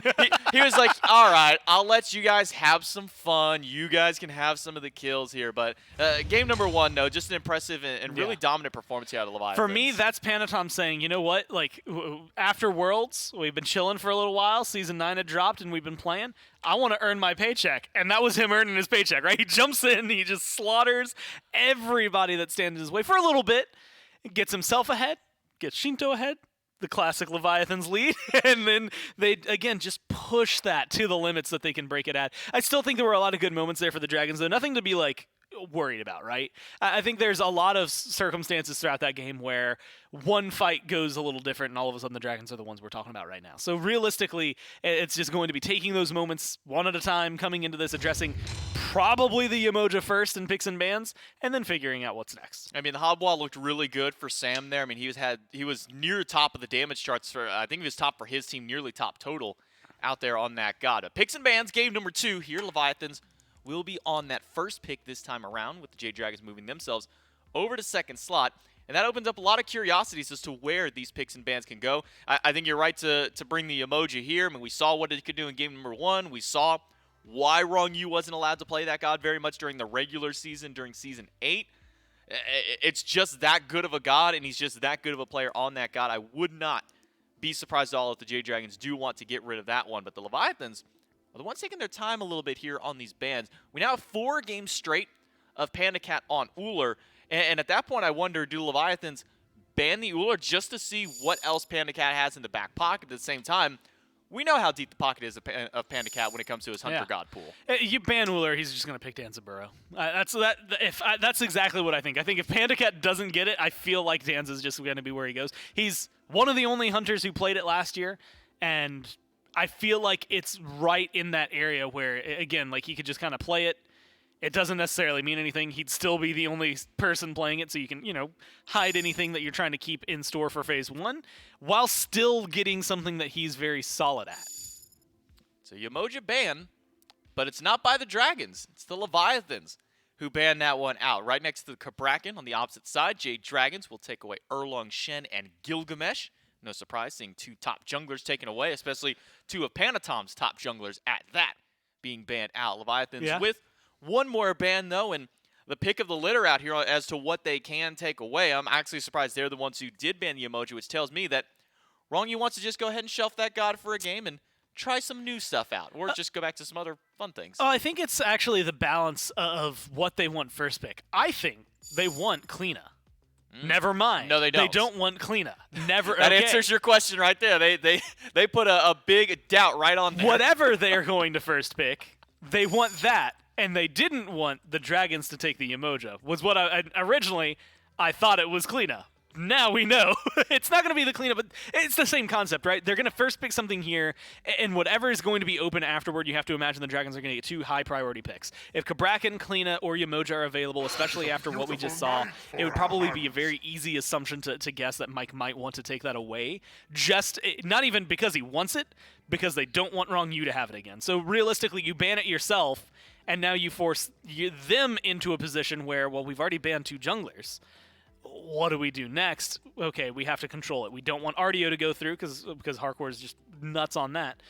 Kleena gets banned. He still gets his Camazotz. This Camazotz has a 100% win rate so far after yesterday, and 2 of those games were the Leviathans. And this is one of Yarkor's MVP gods back from Worlds between the RDO and the Camazotz, especially that Game 3 of World. I'm still getting flashbacks towards the triple kill he got in lane at that during that game there. But it will be Camazott's first pick on the side of Leviathans. Jade Dragons now with 2 picks of their own to go between. The Ullr has been their heavy priority when it comes to picking their dual lane out, making sure that PandaCat gets something. But Gore, it doesn't seem that the Leviathans are concerned about the fact that Ullr could be picked up here. So I was going to ask, do you think the Dragons go towards something else? But instead, they'll just answer our question before we even have the chance to ask it here. It will be an Ullr first pick. If they're willing to first pick it overall in the lobby, PandaCat's just feeling Ullr this weekend, right? Like, I think he's just having fun, and he's playing a god that he likes, and he's not doing poorly in the least, right? I think that he has been showing up, even in the games that he lost, or this game that he lost and the game that he lost yesterday. So far, he's still looked pretty decent in them. He's got good damage out there. It's just whether or not his team around him is also doing well, right? Because there's a certain point, if you're behind and everyone else is behind, you can completely damage dump. It's just not going to mean as much. And so I like the pick. It feels like it's been successful for him. No reason to really shy away from it, especially if no one's taking it. Fafnir, which has been banned away against the Dragons in every game that they've played up until now, will sneak his way in to couple with this Ullr. So dual lane, assuming that this Ullr is going to PandaCat. No reason why it wouldn't, considering he's played it 4 games straight. So we've got to look at the dual lane of the Dragons. And now we've got to look at the dual lane of the Leviathans here. Medusa and Atlas are going to be the 2 gods selected by the boys in blue. This Atlas, we've been seeing a lot of success from him with his debut here in the SPL. We've seen some success during the SPL qualifiers, during the SCC, specifically out of Hurrywind. He was one of the only people playing that god. Now that we have gotten a look at this god competitively, this Atlas has been seeing some nice success numbers. Yeah, honestly, I think he fits into that weird niche. We've seen him first picked, we've seen him ignored, and we've seen him, I think, exclusively in the top 3 otherwise. I don't think I've seen like a 4th or 5th pick Atlas. Most of the time, he's up there. And, you have to reckon that part of that is just because we're going to get our support, one of our frontliners, up towards the top so that we can change around some of the carries, counterpick, maybe in the solo counterpick, maybe for our jungler, things like that. But realistically, he's been doing incredibly well when he has been picked up. I think he's got a 100% win rate this week so far. And again, that's just yesterday, but that's a good starting point for him. And when you look at this, I feel like it fits Wrongyou's style. He's just bully people and control them. CC them into an area where your carries are just going to be able to damage dump. Yeah, it's exactly what you want when you're Wrongyou. It wasn't that. It was the way that the camera panned in onto Sam. I thought he was actually like 100 degrees laying back in the chair, but no, it was just the camera tilted that way. I was like, man, those max numbers really do go that far back, don't they? And then I realized that they had to turn the camera back through. But Bastet was the last pickup by the Dragons before the second round of bans, and then they take away Shall we get to it then? a Wheelish and Dodgy. Tiamat Odin the bans for the Leviathans, and now a Susano. That's not who I thought was going to play it, though. Which is not the jungle that we probably expected here, because Bastet was locked in, but at the same time, Bastet's been going to solo lane quite a bit here. So I'm not 100% sold onto where either of those two picks are going, into whose hands either. Meanwhile, on the opposite side, Baba Yaga once again being hovered. But it won't be a Baba Yaga. They keep giving my hopes up, man. I love seeing Baba Yaga, and she keeps getting teased. It's actually this really weird thing, you know, how Baba Yaga's really right, like, next to Zeus in Smite, because obviously I just think that's twice that's happened, right? It was Baba into Zeus before. No, it was Baba into Guan Yu before. Still, a little shift up for them. I think she's fun. I don't know how competitively viable that means anything most of the time, but she's fun, and we've seen her a few times. But realistically, Zeus, like, and Serket, for the most part, the Leviathans just get a really good draft top to bottom. Two of them at the minimum are coming back. The Medusa coming back as well, and all three of those looked really good in game one. So I have a feeling they're still gonna look pretty good. I mean, when you can go 5-0 in 5 minutes on a Serket, why Yeah, I don't not? know if we're going to get that level of good. Why not run it back? I mean, worst case, you don't go 5-0. I mean, maybe worst case, you go 0-5 in 5 minutes kind of situation here. But, I mean, you get to run back the 2v2 in mid with the Zeus Serket. You get Medusa for Zapman yet again. The only thing that's changed this game in Leviathans is their frontliners, now Kamazats and Atlas. Meanwhile, Jade Dragons have kind of completely shifted up. We get our first look at Fafnir now in the hands of Polar Bear Mike this season at the very least. And then Bastet, Susano, and Thoth locked in now with this Thoth here that kind of does give us an idea of where these two assassins are going. Susano over for Sam, Bastet over for Final K. Yeah, and honestly, I like the Thoth, I think, the most out of all of these, just because of the fact that we've seen so much from him. I think Medusa got kind of the rise up. I think Atlas deserves the shout-out. But everybody else has kind of shown themselves already. Bastet maybe a little bit towards the end of last year, but a lot earlier on this year. Thoth is that one that has kind of existed and had a lot of people talking at the beginning of Season 9, but he's so just risky and competitive because at the end of the day, he's still Thoth. Then again, we said the same thing about Zeus last year, and look how well he did anyway. So I think it's this conversation to be had that, you know, he is usually easy to chase down, easy to kill, easy to take out, but he has super long range, great artillery damage, really good ultimate, especially when it comes down to confirmation for objectives, and a dash that can get him pretty far away. It might not be like the best thing in the world, and you know, if you're getting chased down by a Serket, she's got a lot of mobility, so it's not going to get you completely out of there, but it should create enough distance that he's going to be able to get a lot of damage, and if Pagon just plays it right and plays it safe, with two assassins diving deep into the backline, I think this is going to be a very fun Jade Dragons and potentially successful. It's a lot of damage on the board for them, all just out of everybody. Yeah, and assuming that this Thoth is going over to Pagon, I don't see any reason why Thoth wouldn't be going to the mid lane. This now makes 5 games and 5 different gods for Pagon, so really kind of flexing that god pool here in his debut in the SPL. Always something you like to see out there out of your rookie players here.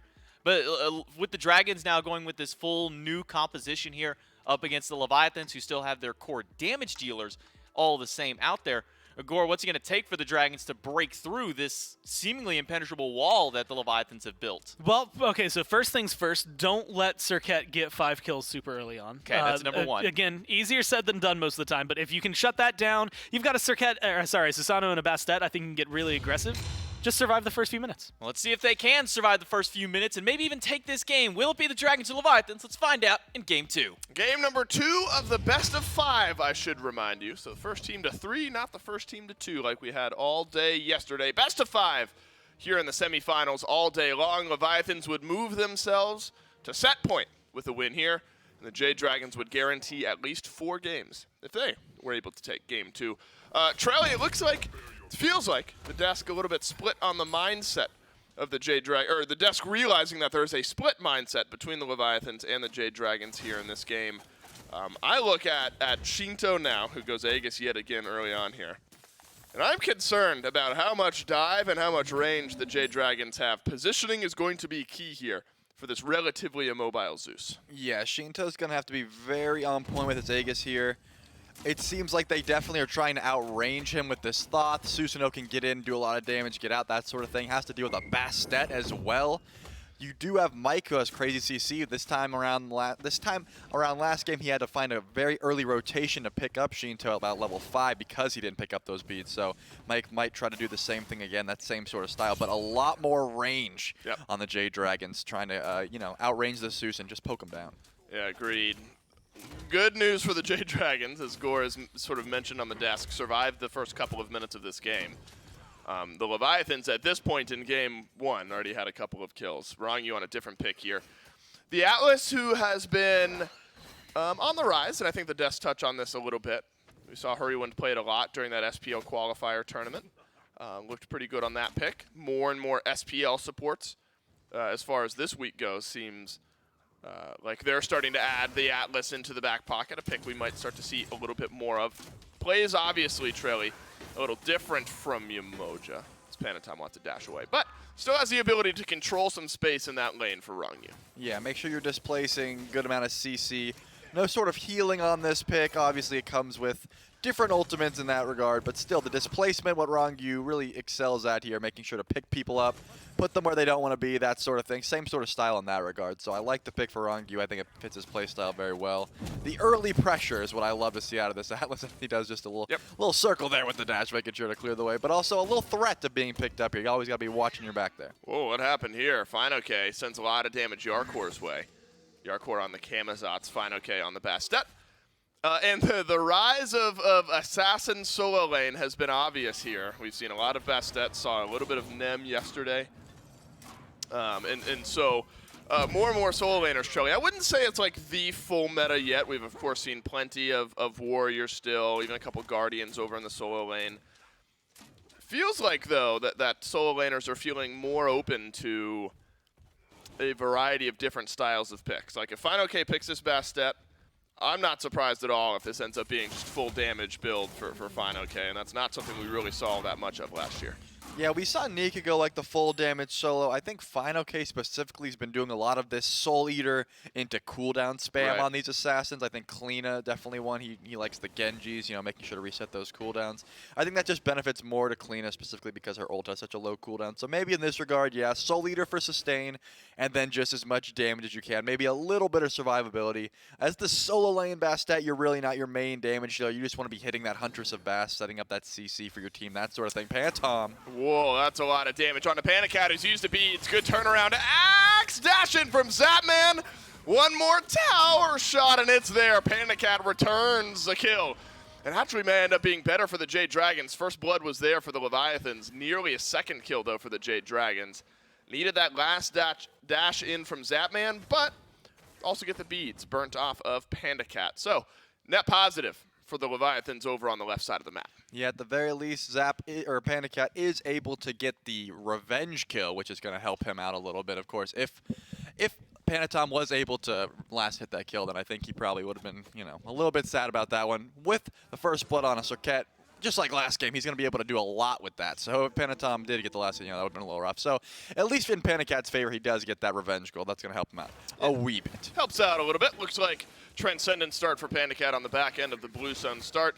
Jotuns was the start for Pandacat last game. As, Gore mentioned on the desk, 5 games in a row with different picks for Pagon. This is now, 5 games in a row with Uller for Pandacat at this point. It's been the opposite from mid to carry. Maybe just looking for some more LAN in-studio practice on this pick. And I feel like we've seen, separate outcomes from this Uller, but not many of them have been because of Pandacat. If left undisturbed, I think Pandacat's had some great Uller games. But like in game 1 of this set, last game, Leviathans just put so much emphasis on shutting down the Uller, and so Pandacat was largely ineffective as the game went on. So it feels like could be a strong pick for Panda as this year goes on, but not something that he's necessarily hiding from other teams just yet. Yeah, I think as you put it last game, he just wants to flex on the other ADCs right now. I mean, he is able to find those solo kills, even extremely far behind in his matchup last game. This game, same sort of pressure. At the very least, he got a trade kill, and he has gone for the Transcendence first item instead of that Jotun's first item last game. Obviously, that's going to help him out a ton here because he's going to be stacking that power online a little bit earlier. Now his purple buffs aren't under as much stress in that regard, so he's able to, find the farm where he can. So I think Pandacat already off to a much better start. The whole Jade Dragons as a whole off to a much better start than last game, but him specifically, his lane took a lot of heat. Yeah, we're not like 2,000 gold down already for the Jade Dragons, so we're happy to be closer with the Leviathans. These two teams are so interesting to watch, especially playing against one another, because over the last couple of years, both of these rosters, Panatom nearly gets pulled in by Sam, but will dash away. Both of these rosters have shown us a diversification of play styles where for a while, especially in like Season 7, it felt like this Leviathans roster at the time, Sanguine, was very, very good at delaying everything, team fighting late game, and winning that way, and that was kind of it. Now, over the last couple of years, the Leviathans have gotten much better at the early game, much better at playing aggressive, while still being very good at consistent and concise late game team fighting. Jade Dragons, as PBM, trying to get some value out of this obelisk. Going to get rooted in place by Zapman. Horrific emblem used, and the beam for damage won't be there. Zapman, one more auto. And that is one of the first examples of a support dying for the obelisk that we've gotten here this weekend. But the action continues as Panatom shotgun down by Sanford Soccer, and another traded out kill for the Dragons. Yeah, I think Mike thought he was alone there, but on the flip side, Panatom probably thought he had a little bit more help as well. At the very least, return kill after return kill. The Leviathans are finding this aggression and answered back almost always, as with the Jade Dragons, of course.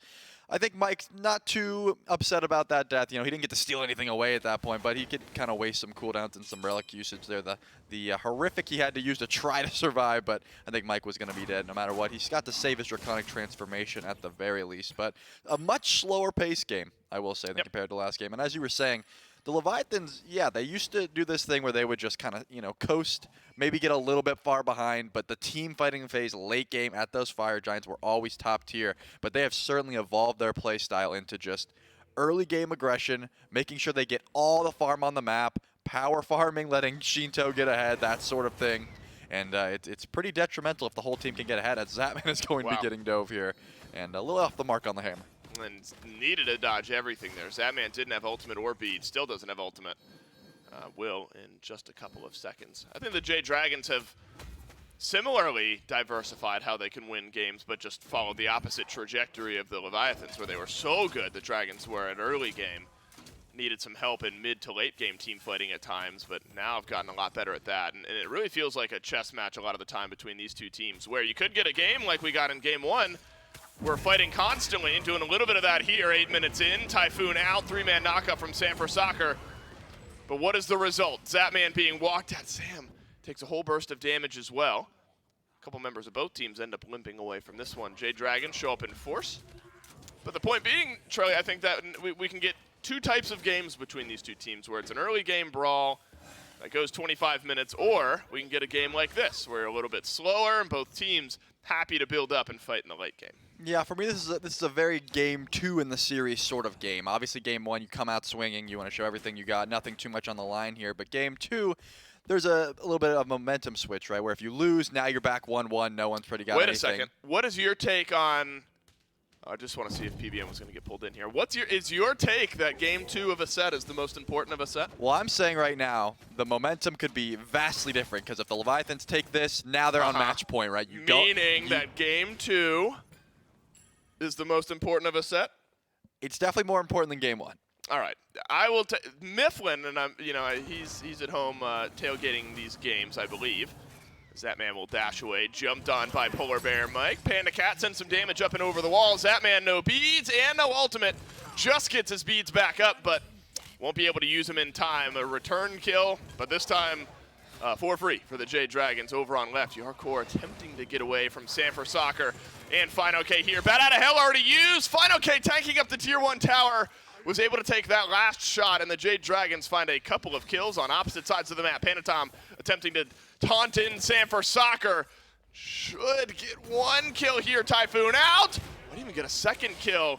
He goes in behind Final K, and Final K is going to shut him right back down. A return kill this time is a true return kill, as the Jade Dragons add 3 across the map and only lose 1. I would say it's definitely worth it, getting 2 kills on Final K right now. As you said, he is double stacking, going for that full damage Bastet build as of right now. Soul Eater already fully stacked, going to be getting a lot of free farm now that there's no one, trying to contest him. Getting this Bastet online is going to make Shinto's life a lot worse as the game goes on. Obviously, Zap has been feeling the full brunt of this Jade Dragons roster, and he's going to continue because Bastet dives Medusa pretty easily. There's no real way to defend yourself unless you want to waste Petrify, and you could get juked by the Pounce in that regard. So, going to be very difficult if Final K continues this sort of aggression. As Zapman was 2 levels behind just a second ago. that wave, able to just fall one level behind instead. This is what I'm kind of talking about with Panda Cat, where at least on this Uller, it feels like, you know, with a little bit of assistance, or at least not actively being ganked by the Leviathans on cooldown, Panda Cat has looked very, very strong on this pick, and this is another example of it, as one of the leads on the map for the Jade Dragons right now is over in that duo lane with both of the carries, though the Leviathans not slowing down their pressure. Purple buff is not here, though it just now spawns. Polar Bear Mike and Panda Cat, looks like they're just going to have to watch this one go down. So Panatom, despite being 1 and 2, still strong enough to drive some pressure on the left. Just because I need to know this, am I on Mifflin's side? Oh, sorry, or am I on your right. side? Yeah, I never Yeah. cycled back to it. Some fighting happened. Miff is a big proponent of Game 1 being the most important in a set. And I think everyone else agrees that Game 2 is the most important of a set. Miff's argument is that Game 1 establishes the momentum, and I can see how there's an argument to be made for that. But I think if you're talking about relative impact on how the set looks, Game 2 has to be the most important because either you're on set point or we're going to a Game 4 after Game 2. You know what I mean? Yeah, depending on how it goes. So I think that just because of the way the set changes depending on the result of the game, Game 2 is the most important. And you know, I don't even think that's an opinion. I think it's just fact. Yeah, I had no knowledge of this inner core and I'm you glad. guys had. Now we've got Trelly's official stance on it, and Miff is at home listening to our commentary, punching air surely as the Gold Fury goes down. This is a big Gold Fury actually. I mean, it's just kind of a quiet moment in the game. Transformation out from the Jade Dragon, so they'll answer back with a Pyromancer. Oh, no shot. He hit 3 though. Yeah, he did. He hit 3 members of the Jade Dragons. That would have been nuts. And of course, it would have been Rongyu who hit it. Important for the Jade Dragons to trade back there, but kind of a quiet moment in the game where a nice little uptick in gold actually gave the Leviathans the gold lead for a brief moment. And then Pyromancer makes the difference. 500 gold back in the lead are the Jade Dragons. All things considered, Trelly, you know, between these two teams, 500 gold here, you know, 1.5K experience there. Call this pretty close to even going into the mid-game. Yeah, I would say so right now. You're looking at a solid lead for Fine OK. Obviously, getting those 2 kills and an assist is going to help him out a ton. It does look like he is going to go for a little bit of magical defense there. So not that full damage build we've seen, but a little bit bruiser. Could be going into the Kadusha shield, trying to get as much healing as he can on this Bastet pick. Without anti-heal, there hasn't been any built just yet, so he is going to be able to spam a lot. Only thing he has to really worry about is that Medusa spit, so he has got a little bit anti-healed from that regard. But besides that, this Bastet pick with the Soul Eater and the passive can heal a ton if you are just cycling your abilities in these fights like he wants to do. Yep, Fine OK. Looks strong on these styles of picks, as well as the more disruptive warrior backline tanky dive style of picks as well. It has been crickets in the mid lane this game. Pagon and Shinto have just hung out, farmed themselves up, feeling just fine going into the mid-game with where they both stand. Sands of Time start for both. But Pagon more cooldown-centric in his build. Already 30% CDR with the Chronos Pendant second. It's a flat pen with a Divine Ruin. As Mike slowed Typhoon out. Double knock up there from Sanford Soccer. Underneath the Tier 1 towers. Detonate chunks down more damage from Shinto. The backpedaling of the Zeus will put him in a good spot for a Lightning Storm should this fight continue. Bat out of hell used. Fine OK, not take it down, somehow survives, but Panatom deals the final bit of damage. Lightning Storm drops from Shinto, and it's a 1-for-1 trade yet again as both solo laners die.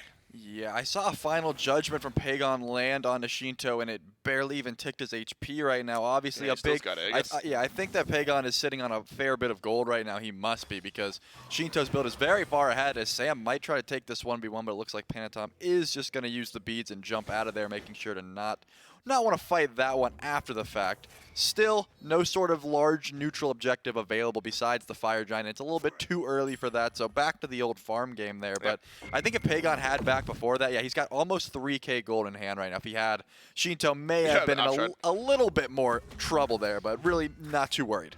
That shows you how important like back timing, things like that are in the rest of the game. You know, going back on one wave versus another isn't super impactful, but in a moment like that, they fully completed Obshard up against the sort of bruisery Magic D style build that Shinto has been going for, makes a pretty big difference in that fight. And so Pagon will be more effective now just by nature of being able to go back and spend up some of that gold.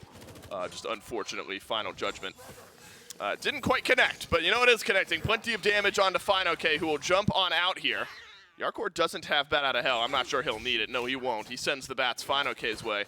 That's an important moment. Give some breathing room to Yarkor here on the right side of the map. Fine-OK was 2-0, now drops to 2-2, and allows Yarkor to maybe build up some of that experience back, proxy out one of these waves, knock down a tier 1 tower on right.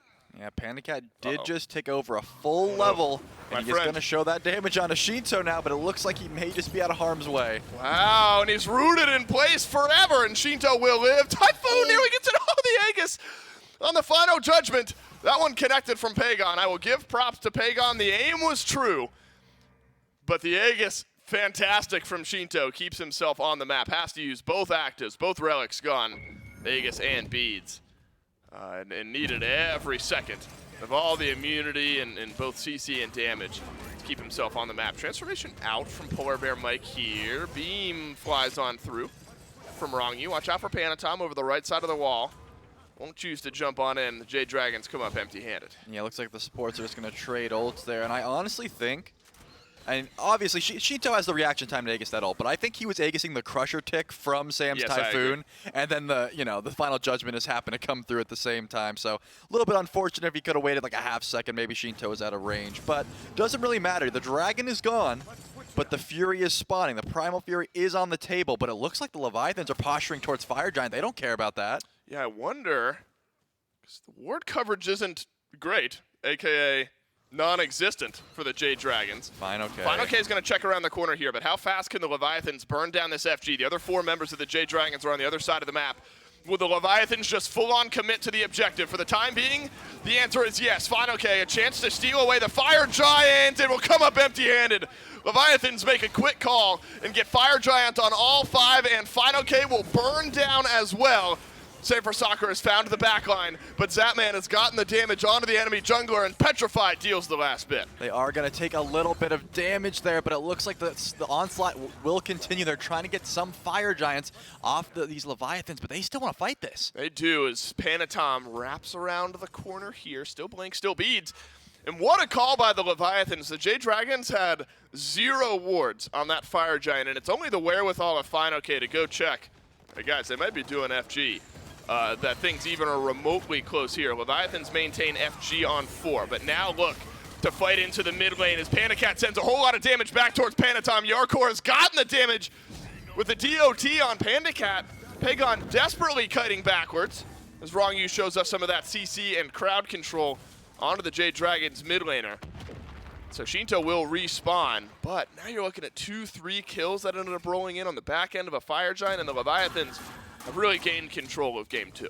Yeah, that's just that. To me, that was a zap call. He was the first one there. He knew what they were going to be doing. He knew that they had to know that there was no sort of vision there, because that play doesn't work if there is. Fine-OK did just sort of sniff it out, was able to even blink past to make sure he could just give his team vision, but it was pretty much just a 50-50 if Fine-OK could steal. No one could make it there in time, and at that point, they still won the fight after the objective. I mean, they used Lightning Storm to burn that FG, and they still were able to get the better of that one. So not only did the Leviathans get the objective, the Fury is still up because the Jade Dragons did not end up pulling it, and now they're going to be able to get a lot of gold off this map. That's going to be a huge swing for them. Yeah, it will be. Zapman is caught back up to Panda as well. And so that's been very important, where Panda had, what, a 2-level lead earlier on in this lane. The Uller was feeling just fine. Still well underway into that build. So Panda is okay. It's more the emphasis that Zapman has caught back up. But a nice call here by the Jade Dragons. You know, in a moment like this, you got to just get as much gold back into your back pockets as you can, as the Leviathans are going to start to control this map. And so it's a tier 2 tower dropped by the Jade Dragons on right. Get this wave pushing. Further delay out. The Leviathans on right, should that ever be an option that they look for. And maybe it's an easy call for the Dragons, Trelly, because I'm not sure you're fighting for a tier 2 tower. No, you probably don't want to at that point. They did make Yarkor back, and since no more solos are going to that teleport right now, he's going to have to take the whole way back. Panatom taking a good bit of damage, and Sam is sort of lurking here.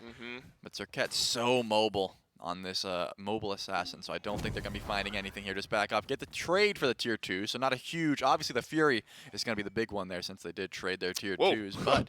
They still are pretty happy with the gold that I think the Leviathans are gaining here. That is a ridiculous spike up over the course of like 2 minutes. swing gold and XP that heavily in favor of the Atlantis Leviathans, despite kills being this close. Do you miss the teleport solo lane meta, Trilly? What was your thoughts on the persistent TP basically for everyone out of the solo lane? Yeah, I didn't hate it. I think it adds another level of outplaying, right? So, oh, you teleported to lane, bye. I'm going to go teleport to Gold Fury. Now we have a 4v5. You better either hightail it over there, or you just have to get the farm elsewhere. It sort of reminds me of, you know, back in the day when supports would get Hand of the Gods and that could steal objectives. So if you noticed that was down, you could pull fire, those sort of things. I like those little levels of relic outplay, but right now, Blink and beads is just sort of too much. There's so much CC in the meta right now. They have to get beads, and you can't engage without the blink. Too so much it seems value, like, right? Yeah, it seems like most people are just going to posture towards that. Right, a lot of value out of the solo lane for both of those relic choices. Yeah, I didn't mind the teleport meta. The big fights happening on the left side of the map at 5-6 minutes was always pretty fun to watch. Panatom avoids a knockup. Beads getting just about every second worth of value there for Panatom.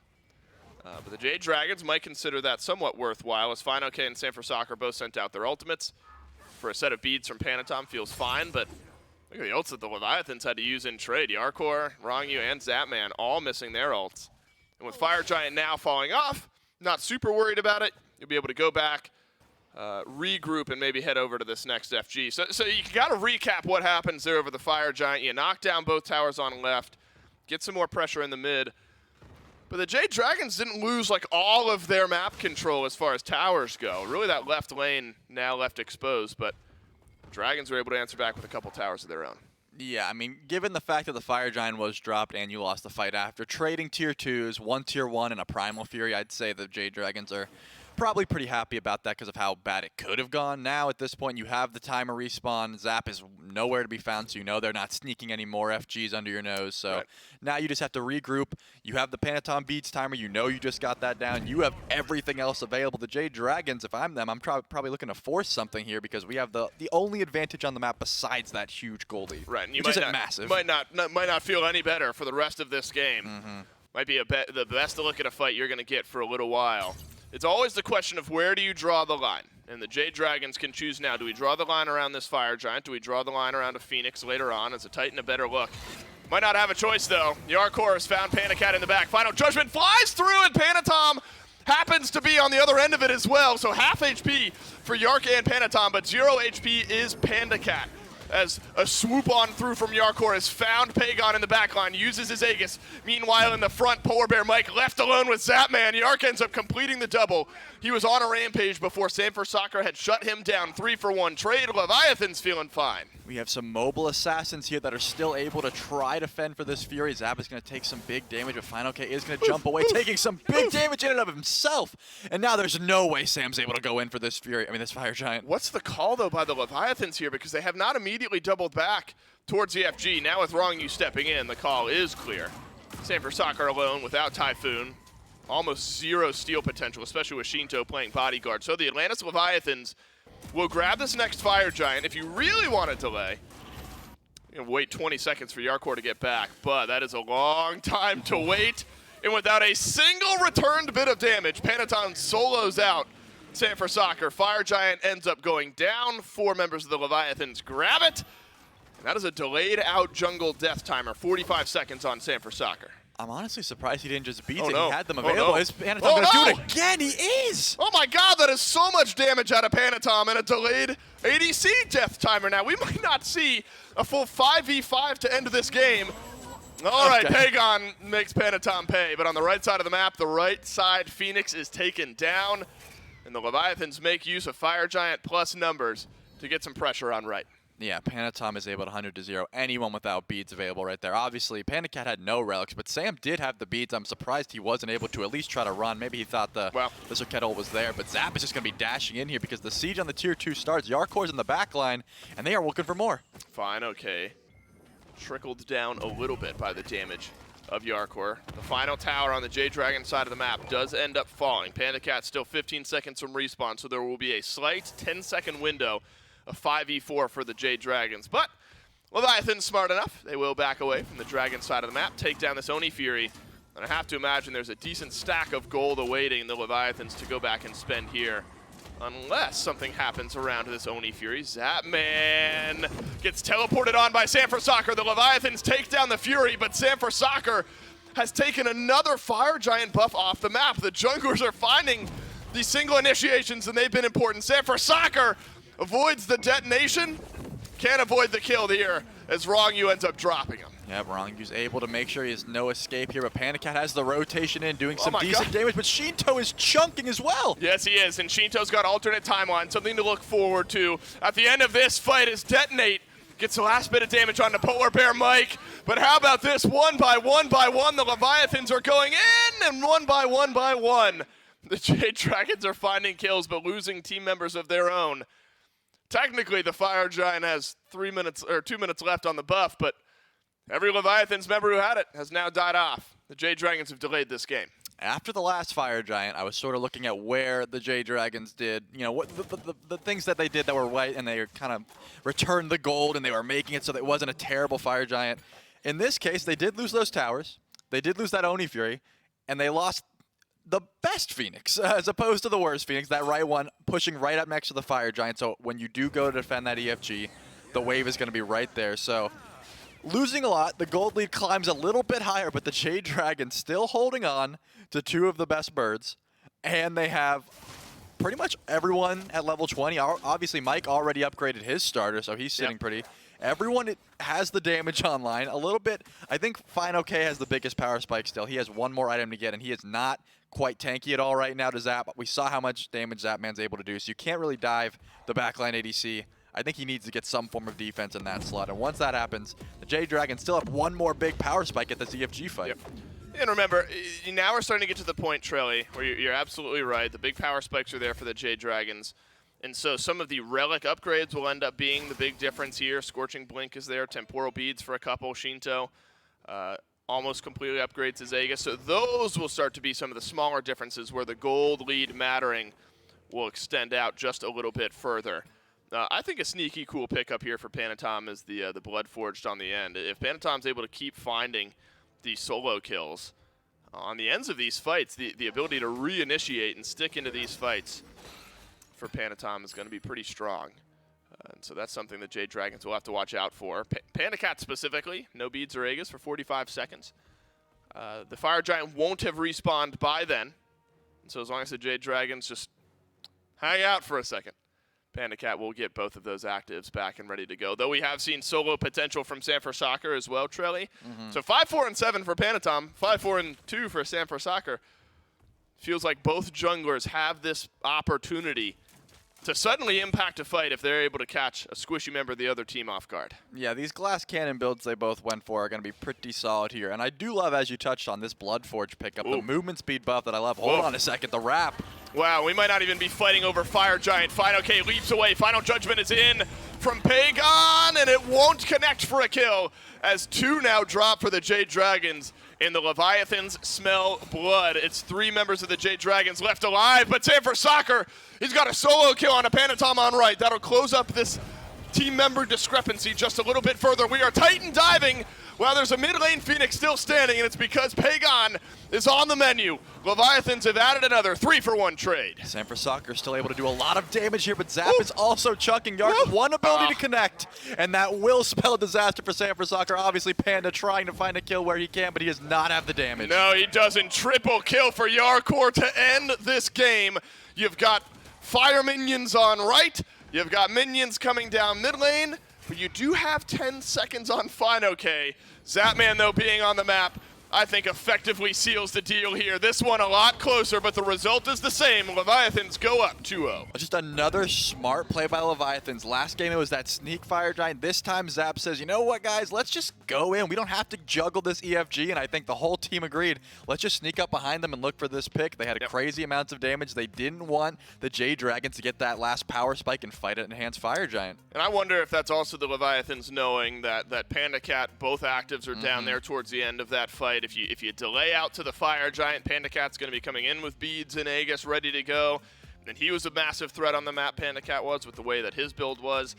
And so playing those thin margins, those small moments so effectively are the Atlantis Leviathans. But I think the Jade Dragons, even in the similar result, looked a lot better coming out of this game, where this game outside of a big snowball-y moment, the Jade Dragons felt a lot closer for more of game number 2. Oh, yeah. But again, result the same. Atlantis Leviathans go up 2-0. Can they win it in 3? Find out after this.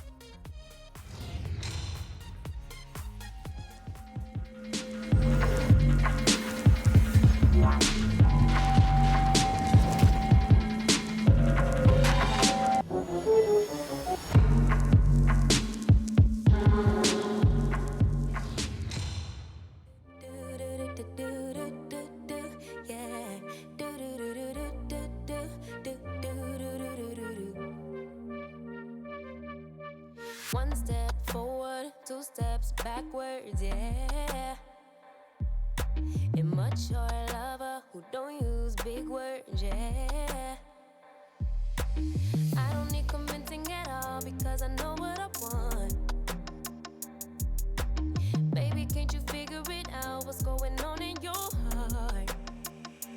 What's it gonna take for you to love, take for you to love me? What's it gonna take for you to show, take for you to show feels, yeah. I've been trying to take it slow, but my patience low. Think it's time you let me know. What's it gonna take for you to love, take for you to love me? Yeah.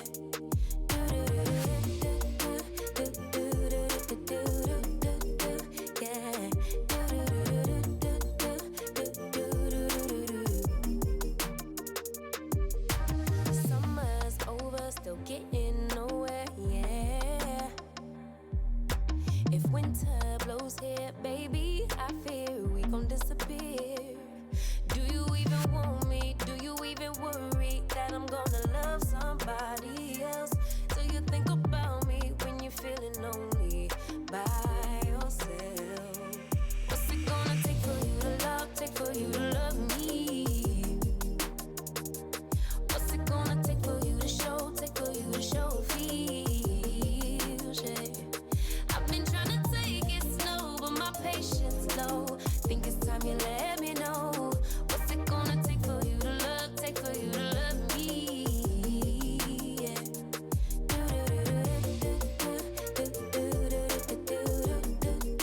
Yeah.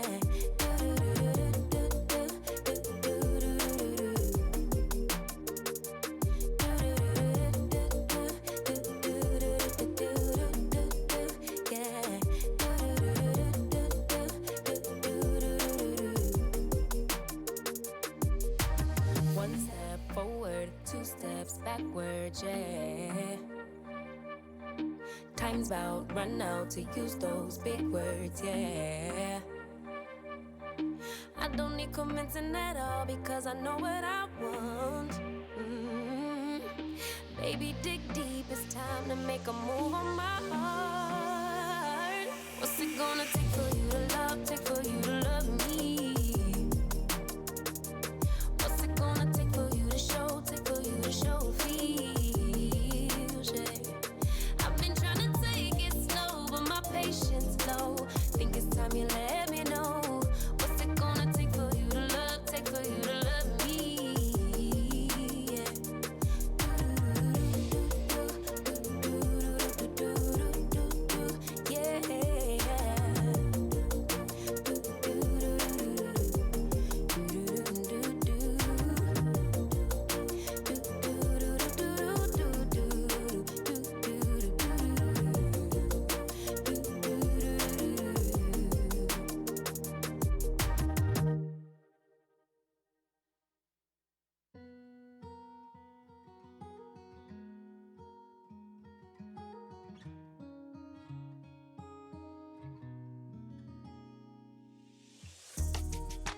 Tell him I need my money right now. Brought me the juice, they stole out my crown. Yeah. Sorry to tell you, I know my value. I'm gonna recoup, yeah. But don't waste my energy. energy, my energy. I don't got much, don't be wasting all my energy. I keep it tight, don't let nobody get close to me. My heart is right, don't question my integrity. No, I thought we would be just fine, and I thought your heart was like mine. But let me find out, you've been going around throwing shots, running plots. Come on, man, tryna block my blessings, but no need for comparisons. What's from me won't be from me. Yeah, I'ma go through just to grow through. But pay me what you owe me for, I make what you've been saying about me true, true. Tell them I need my money right now.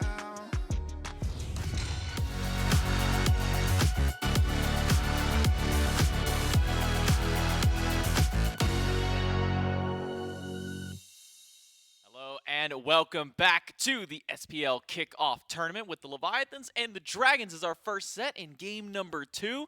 What started off so strong for the Dragons ends up going down after one Fire Giant call by the Leviathans to go there immediately after one big team fight. Leviathans get the Fire Giant on 4 players. Sure, they don't win off of that, but just at that one objective, Gord, Leviathans were able to turn this game right on its head, and then later on end up taking this game. Yeah, the fact that we saw a full team with Fire Giant start off and then 2 minutes left on the FG buff, nobody still has it.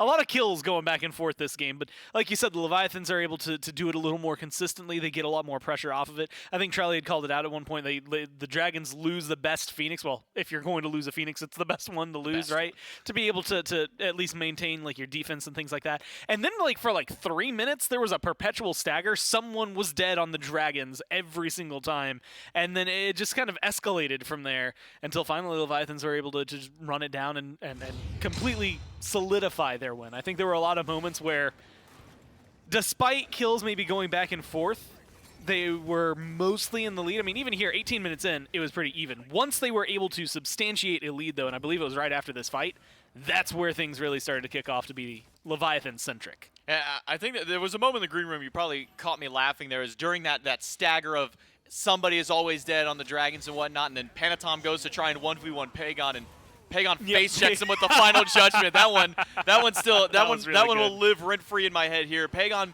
putting out some very impressive numbers on this Thoth, getting some good damage out there, but Yarkor on this Camazotz, man, it's the world champ MVP on probably one of, if not his best gods out there, next to maybe only Artio at this point in time here. I mean, a 3.3 KDA in this game, nearing the top of the damage charts. I mean, Yarkor was all over the place at all stages of this game. And I got to give shout-outs not only to Hardcore, but to Wrong-U. Just frontline.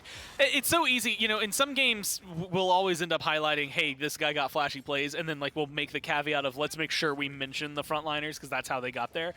This one, the flashy plays were just made by the frontliners for the most part. I mean, you don't go 9-3-2 by accident. And so I think, Hardcore is able to get a lot done. Zap gets a lot done. Same thing, Panatom, a lot of kills.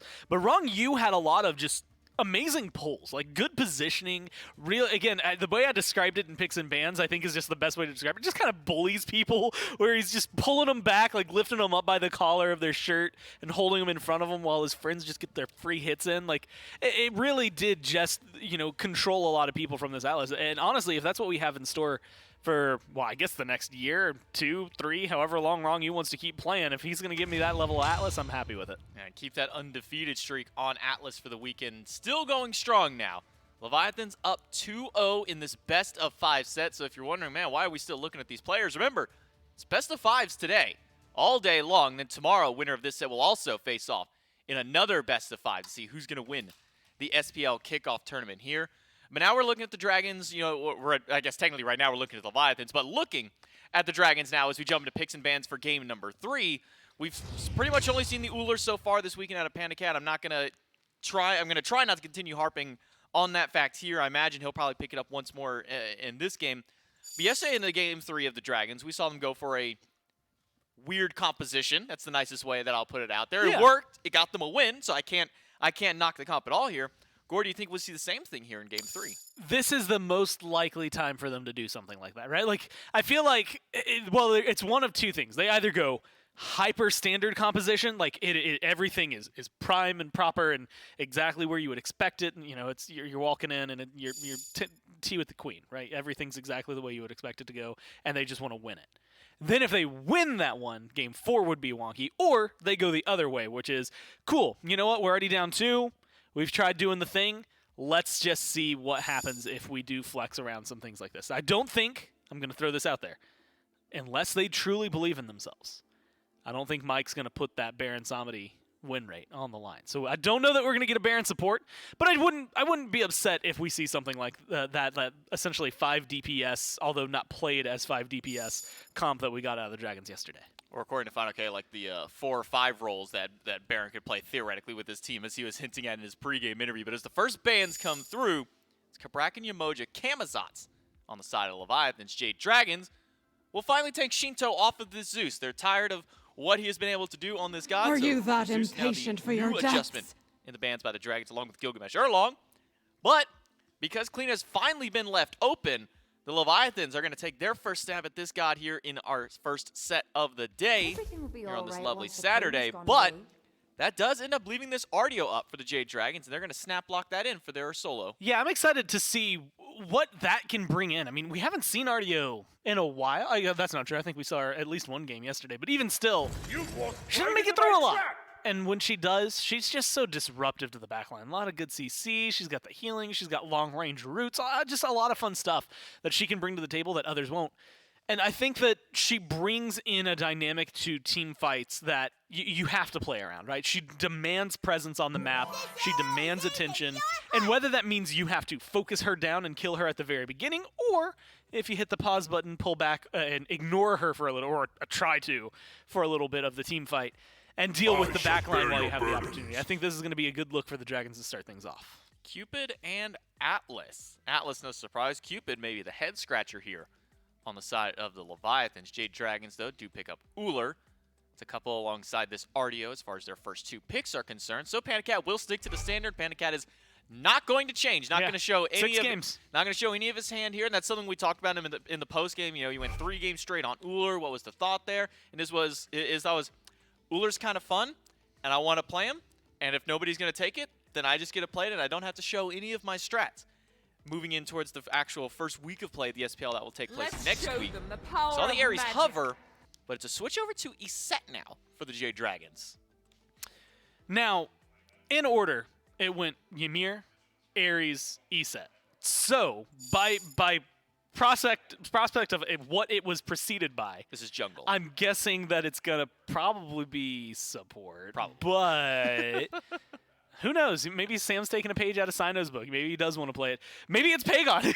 Realistically, we've seen it a lot more mid this year than we've seen it in support. But I do think that it was actually, I believe yesterday I was talking about the fact that because of a lot of these items for mages have allowed them to get a little tankier faster, it almost feels better if you are playing one of these mage supports because you can get a little tankier a lot better than last year. The downside is most of the items that are helping out the mid laners are not going to be the same items. And of course, you have to think about the fact that not only are they not overlapping, but also you're getting support level farm, not mid-level farm. So that means it's going to take you a lot longer to get that online. So if this is support, and we saw Mike, I think, play this support yesterday, it can be hit or miss. It can do a lot for you. You've got good CC, good control, good peel, good healing, good damage. You can still secure objectives with Circle of Protection, but you are squishier and you sacrifice that capability of staying in the fight a little longer. Well, this potentially squashes our hopes of, or maybe my hopes of the Eset jungle. It'll be Hubwa this time, and if it's going to continue running the same way that it has with the Jade Dragons, that one should go over to Sam for Soccer in the jungle. Speaking of jungles and bans in the jungle, Dodgy's Circuit. So finally, Panatom will be taken off of the Circuit this time around. And then Hunbats and Thor ban on the side of the Leviathan. So still 4 shots of the jungle by these players here. Clean and locked in. Still has that flexibility between the solo and the jungle. Could just be waiting to see what's left open to see which of these roles this Kleena goes to. And then we get a Tiamat locked in. A little giggly about the PBM birthday hat there. No, not the birthday hat. The Tiamat, man. Oh, the Tiamat. Like you go out of your way to top ban Zeus because man, Shinto's just been a menace on this pick, and then Shinto still gets Tiamat. Like it's one of those things where it's like, are you choosing the lesser of 2 evils if the evils are the exact same, and also it's Shinto who's just really good, like no matter what he plays it's going to be problematic. Like, I think we have seen games, and I'd have to go back to find like exact examples, but I'm mostly sure we've seen games where 5 bans have been contributed to just mages, just to the mid lane, and Shinto still came up with a 6th pick and still bodied whoever he was laning against. And so I just think it's really funny to have him end up with a Tiamat. That exact situation actually did happen to, I believe it was Paul. He had 5 bans. Yep, I know it's happened to Paul. Against him, and he picked Tiamat after the 5 bans and a pick. And he said, man, you used all that against Paul, and he still got Tiamat, huh? Speaking of gods to still make their way through here, Cthulhu on the side of the Leviathans now puts this Clean It into the jungle. And then Artemis to throw a wrench in all of our plans here. And I'm going to be honest with you, Gore. I'm going to take a real shot in the dark here. Yeah. I think this is going to fine okay. You think it's going to fine okay? I think it's going to go to You fine think there's okay. an RDO in the game and he's not playing it? Yes. Okay. For a second, Yes. you gave me a look that was like, I forgot about the RDO, and then No, you were like, I didn't nope, forget. I'm going to declare it. I want to take the wildest shot in the dark Um, because Final K's done it before. Not going to say he's going to repeat that, but why not? Pagon is the mid laner now. True. So Pagon is going to not play either of the mages. That's the only feel that I have coming out of here. He's going to play the RDO. I have a firm belief that Panda Cat is going to only play Uller, and I think he's committed to that. They could win the next 3 games. They could go on and win all the finals tomorrow. And I still believe he would play only Uller no matter how many games it took him. I think that's all he wants to lock in. I don't know. The RDO's it's an interesting one because I feel like she's just a solo laner. There's no other, I want to describe it, jump into it, but realistically, that's what that is she's just solo. Habwa's better in the jungle, although he can mid. Eset's mid or support, right? So that they both kind of double dip. Artemis, man, I don't know. So I'm thinking that Artemis mid then would be the only other option. Yeah, but I don't know if I like that. Right. That's why I was going crazy. I mean, if we're going to go crazy and throw Artemis out of the only duo reason, lane, so I think in any other circumstance, I say this is Uller mid, Artemis carry, but I have a firm belief that Panda Cat doesn't want to give up the Uller. No, there's no shot. I mean, if he's been given Uller for 5 games in a row up till this point, what's to stop him from just making it a magic number 6 at this point? What if it's like Artemis jungle? That would be spicy. But then that means that this mage is going to probably go to the mid lane then. This Hobwa would probably have to go mid. Nah, Habwa solo. Habwa Eset mid. Eset mid. That's so then the RDO is going to support then. Nah, I'd give it Artemis mid. Okay. I'll concede to that. All right, Artemis mid. I'm going to so for the Artemis solo. We're going to see where this Artemis lines out for the Jade Dragons here in game number 3 between the Leviathans. Can they bring this back, or are Leviathans going to run away with it? Good news is this is a question that has an answer. Where all these picks are going to end up going. I knew it! Yep. It's Uller mid for Pagon. Panda Cat does end up giving up the Uller. And so for the first time this weekend, there will be an Uller on the Jade Dragons, and it won't be Panda Cat who's playing it. Pagon will get this pick. How funny would it be, Trelly, if Pagon absolutely pops off on this Uller after a couple of lost games for Panda Cat, and this is the one that the Jade Dragons end up winning? I think there'd be some humor in that. The Leviathans bring something largely standard. Not even largely, it is standard as far as their composition goes. But the Jade Dragons here in Game 3, a must-win Game 3 in this best of 5. Jade Dragons are throwing us a curveball. Yeah, I mean, down 2-0. I think the Jade Dragons are just throwing something at the wall, seeing what'll stick. The E-set support, we've seen Mike do a few times. I think that it's got its uses, and I think it does pretty well into the Atlas. The silences and the interrupts can be very annoying for that character.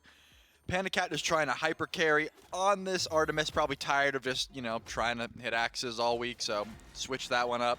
Sam, we have already seen the Hebo. He's obviously been popping off on it. Finding the little success that the Jade Dragons have found. I've seen a lot of it through Sam, and that Hebo pick looked pretty solid, so yep. I see no reason why not to run that back.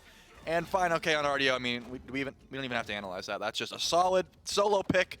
The first, hardcore meta pick that I've seen from Final K, obviously the Bastet is, but this is Vamp Shroud, tanky, Guardian in the solo lane. Yeah, it's a good way of putting into words what Gore was kind of talking about on the desk, where RDO's just a solo laner, right? Yep. Just the way it feels, and Final K is very good on this pick. Yarkor playing something in the Cthulhu, I wouldn't say is meta right now, but has started to see a slight rise in play.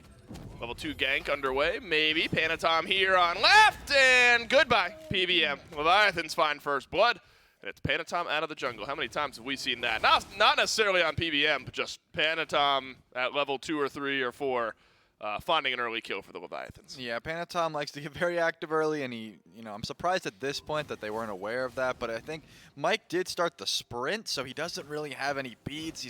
There's a lot of lockdown on this Leviathans roster. Obviously, running out of the Cupid ult is going to be very solid, and that's what the sprint is for, but the early lockdown from Heart Bomb, obviously Rongu is going to have a lot of CC, and then the cleanest silence was enough to send Mike packing for first blood, and now Panatom can go get active elsewhere. They can. Rongu and Zapman can push this lane a little bit further. Panda Cat doesn't have the same sustain in kit that Zapman does.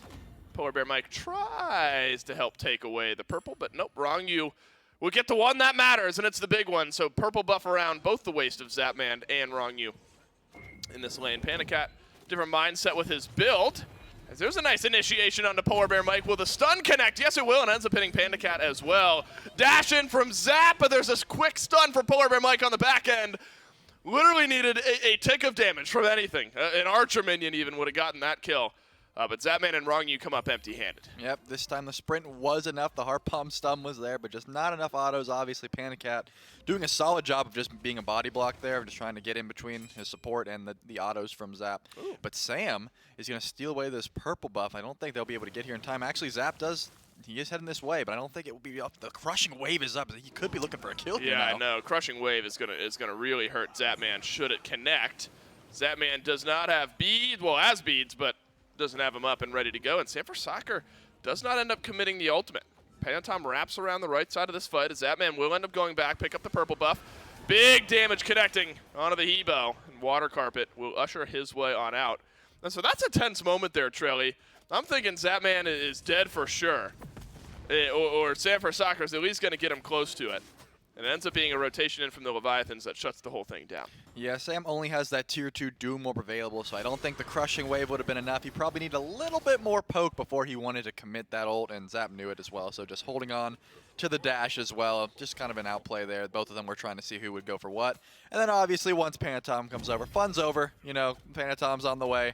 The clean with a kill right now is kind of spooky in the walls, poking Sam out. So just going to call that gank off where it stands. Still 1-0 for the Leviathans. A small lead, pretty much just the first blood at this point. Yep. Shinto completes a little power spike in the mid lane, getting that Divine Ruin dealt with. Pagon hasn't had to go back to base just yet. So 1,900 gold will be spent up here shortly once Pagon heads on back. All the action so far here in game number 3 has been riling up over in the duo lane. First blood being the big difference as far as gold goes. That was actually kind of close. By the time the Jade Dragons reset it, I think that the beam might have been enough to steal it away. Purple buff gets dropped by the Jade Dragons, so no worries here. Panatom sees an aggressive Sanford Soccer rotating into the jungle on right. Shinto can rotate over from mid, though. Gets damage, gets stunned. Oh. And Sam is just on the wrong side of the map there, and there's no pressure. Look, Pagon had just gone back to base. There's nothing keeping Shinto in lane. That's an easy as you like rotation out. Yeah, I mean, Shinto has that conduit gem proc, already has full Divine Ruin, doing incredible amounts of damage. Sam is only level 5. Just a level 5 mage versus a level 7 mage, way too far up in the jungle. The Crushing Wave wouldn't even have been enough to get him out of that one, so just getting the pick. And now Panatom is just going to get as much farm as he can, throwing the whales out wherever he needs to. Just taking all the farm on this right side of the map. Final K, not a lot of mana. Probably needed that blue buff. Yeah, would have loved it. But the Leviathans continue to push out their pressure all over the place. Steal away as much farm as you can. Dash forward for a little extra damage. This Final K has to gallop away. Yarko will be close to having his blink back. That is not the damage timer on that. That is just a good old-fashioned actual timer. As Yarko has blink headed back to lane. Final K missing that active for a minute and a half. So a slight opportunity for aggression for Yarkor should a fight break out. But likely at this point with the Void Stone for Yark and Stone of Binding for Final K, plus a little magical defense on the other end, solo kills will not be happening over in the solo lane. You have to imagine at this point. Although, is that a a lip smack of disagreeing? You think there's an opportunity for some solo kills here on right? No, I think Oh, you're, okay. I think You're you're agreeing. definitely right. What I was lip smacking at was the leather cow into dev gloves from Panda Cat. Just a start that we have not seen too much. Obviously, he's been playing Uller, going Bluestone into Jotuns or Transcendence every game this week, but opting to go for a completely different start. No sort of Death's Toll, not going that sort of build. No Crusher, obviously. This is the Devourer's Gauntlet stacking Artemis, where you don't want to fight at all. You're just trying to get your farm, get your stacks online, and then late game hard carry. So definitely a different style because of how aggressive the Leviathans have been these past 2 games. I'm surprised Panda Cat said, hey, let's just get to 30. But I guess at this point, they were able to hang on last game, so maybe he's got the same sort of idea. Maybe they can hang on until this build gets online. Yeah, I don't mind this like at all. I think this again. We've mentioned how this tournament and it's like exhibition matches. The teams are getting a little extra practice. All the fans get to watch these games going into week 1 of the SPL next week. And so at this point, I think Panda Cat's just trying out a different style of a build. And you're right with the way that this game has been flowing. It makes sense anyway. But now Panda Cat's just going to have real in-studio data on how this build ends up feeling. A little aggression on the right side of the map. Jade Dragons put pressure onto Yarkor, but Rongyu and Panatom both here to return that pressure. As Blue Buff gets dropped down, crushing wave out from Sanford Soccer, but it's back in. It's right back into the awaiting arms of Panatom. And the Leviathans have their third, at least fine, okay. Able to pick up the Blue Buff. Nice double stun from PBM. Circle of Protection adds some damage, and the Jade Dragons answer back with a swift 2 kills. I was going to say the Jade Dragons really need some physical damage on this side of the map if they are going to be looking for kills right now. You have Eset, you've got Hebo, and you have Artio. And then Yarkor just said, okay, I'm going to start this Void Stone into a Genji's, we can only assume. So he just has crazy amounts of magic protection. Obviously, once Pagon comes over the Transcendence, he's going to be able to put out a lot of damage there. Yarkor was proxying waves, feeling on top of the world.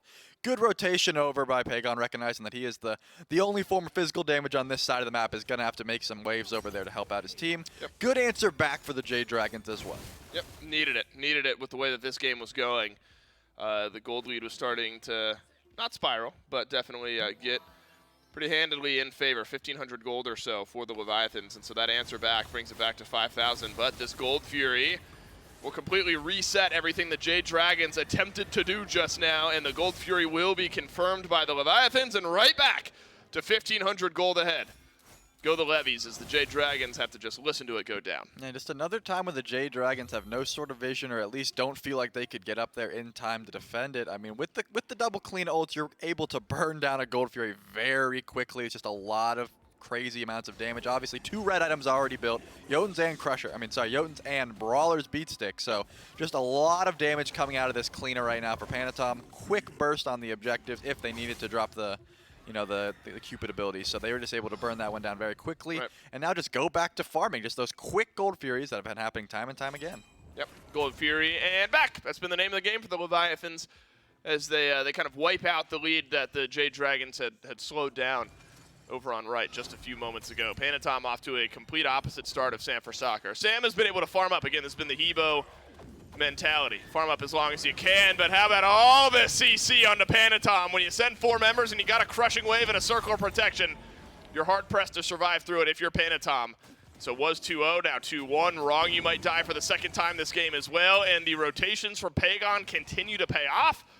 And this time the Uller is able to grab a kill. The Jade Dragons have roared back into this game. I have a Pavlov's dog situation where I saw that axe and I was going to say, man, Panda Cat really made the rotation over. Right. You've been trained. But that is Pagon on the Uller, as Shinto is diving very far to try to kill Panda Cat here. The mid laner did not rotate over to Pyromancer. Instead, came to the back camps looking for an Artemis. Yeah, maybe not much that Shinto could have done. If he sees how low PBM is right now, Shinto maybe, and Sam for Soccer for that matter, maybe feeling like a missed opportunity. No jungle kill onto a player this time, as Polar Bear Mike and Sam for Soccer will bounce back and forth on the Greater Scorpion, confirm that one for themselves. But this is a good turnaround for the Jade Dragons. You know, the Dragons last year and even the year before with the different rosters, there have been roster changes the last couple of years. A team that, you know, if falling heavily behind early, the Leviathans were not heavily far ahead in this game by any means, but there are times where if the Jade Dragons fall a bit behind early, you know, the game, the mentality, whatever it might be, just sort of checks out for this squad. But I love the look that we're seeing here. in this must-win Game 3 for the Jade Dragons, where even though you've fallen behind, all the kills weren't in your favor, you're still fighting back in. Tusky goes down on the other side of the rock, and Zapman will dash away. Both ultimates get used, and neither of them finding too much value. Yeah, Zap had to sort of sit around that wall of sight, making sure that Tusky couldn't spot him out before he did want to dash out. Still has the beads available. I think Panda was just looking for a sort of relic trade there if he could find it, but Zap smart enough to know that board was not coming for him, so just waiting that one out there. But it does look like Rongyu's kind of posturing towards this purple buff. Goes down very quickly. I will say Mike did opt to go for this Lono's max start. Yeah. We've seen a few E-set supports pick this up. There's always that question of, does that nerf her damage too much? The circle of protection gets a little bit worse for confirming as Sam chunks out Panatom over here by Pyro. Blanks exchange needed to be there for Panatom. Crushing wave plus water hands, I think, would have been close to being enough. Pagon has to use the Aegis. Double knockup from Shinto. Pathing important, and pathing was wrong for the Jade Dragons in the mid lane. All of this brought up by Shinto. Panatom pumping his fists as 2 kills roll back to the Leviathans jungler. And just a moment ago, I'm thinking Panatom's going to die. And then 10 seconds later, he grabs a double. This is exactly what this cleanup pick brings. This is why so many teams are banning it right now. You almost poke her out. You get her pretty close to death. She's able to go into the wall. There's absolutely zero outplay when a Kalina is in the wall. You sit there and you try to juke her abilities, but you can't get her out of that wall, and you can't damage her when in the wall. So at this point, you say, oh man, we forgot she was in the wall. We took a bunch of damage. You try to escape if you can. Pagon gets immediately blown up. Sam crushing waves away, but her dash, it goes the whole way out of that wall there. So Panatom able to clean up 2 after what should have been a death for at least him. And then obviously Shinto got some good amounts of damage off as well. So just a great play by Panatom utilizing this character's kit. Yep, fantastic play on the Kalina. And it's these little burst moments. It feels like that's how it is for the Leviathans, especially for Panatom, where you'll get a double kill and then we'll chill out for like 10 minutes. And then another double kill rolls through, and then the KDA ends up being 4-1. It feels like that's how it was in Game 1, where Serket rotates over, finds a kill. All right, well, we'll pump the brakes for 5 minutes, and then double kill rolls. It's like these little bursty moments, not necessarily this continued constant gank pressure from Panatom, but searching for his moments. I don't think Shinto should go unshouted out in that instance either, because everything Shinto needed to hit there was hitting. Burned the Aegis off of Pagon, double knockup, all the damage was there for Shinto, and Panatom was able to rotate into it. So a nice moment there for the Leviathans. After the Jade Dragons had done so well at closing that gold lead right back up, it's back to 2,000 after it was almost even just a few minutes ago. Oni Fury spawns up here, and this is a good mentality check for the Jade Dragons. You fought back in, then you fall a little bit short. You fight back in, and the Leviathans make you pay for it. Around the Oni Fury, how much are you willing to invest in trying to win this engagement? Well, right now you do have a few leads to check in on here. Obviously, Polar Bear Mike is level 12, does have that Belt of Frenzy. They have a lot of damage. Circle Protection is still going to be a very solid confirm on top of the Crushing Wave. So Leviathans are not feeling unconfident, but right now this sort of play can happen at any time, and obviously Final K rotating over, sniffing this out. Circle of Protection is down, and you've got a Crushing Wave. Gotta be a confirm here for the Jade Dragons, and it is, but you have lost a lot of your health on the back end of this fight. Final K's got the Heart Bomb on top. It does not stun this time, and the Leviathans will not be able to chase this one down. With the amount of secure the Jade Dragons have, that's always going to go to the Dragons. It's the fight after the fact. And the Dragons do a great job of disengaging. Yeah, Panatom did a great play of going into the wall there, not looking to steal. He was looking to do as much damage as possible. They were looking at the fight after the fact. I think they recognized pretty much right away, if a Hebo and an E-set will go down at the same time, there's no way we're sneaking some damage in there. Let's just try to poke them out and fight after.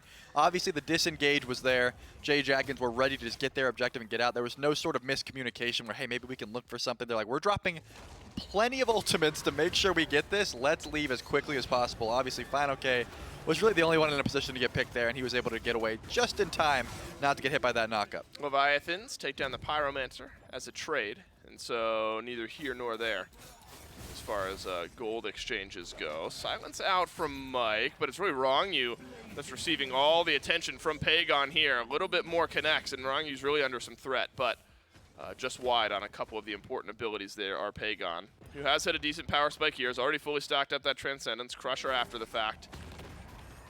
And then something else in that Morningstar tree for Pagon.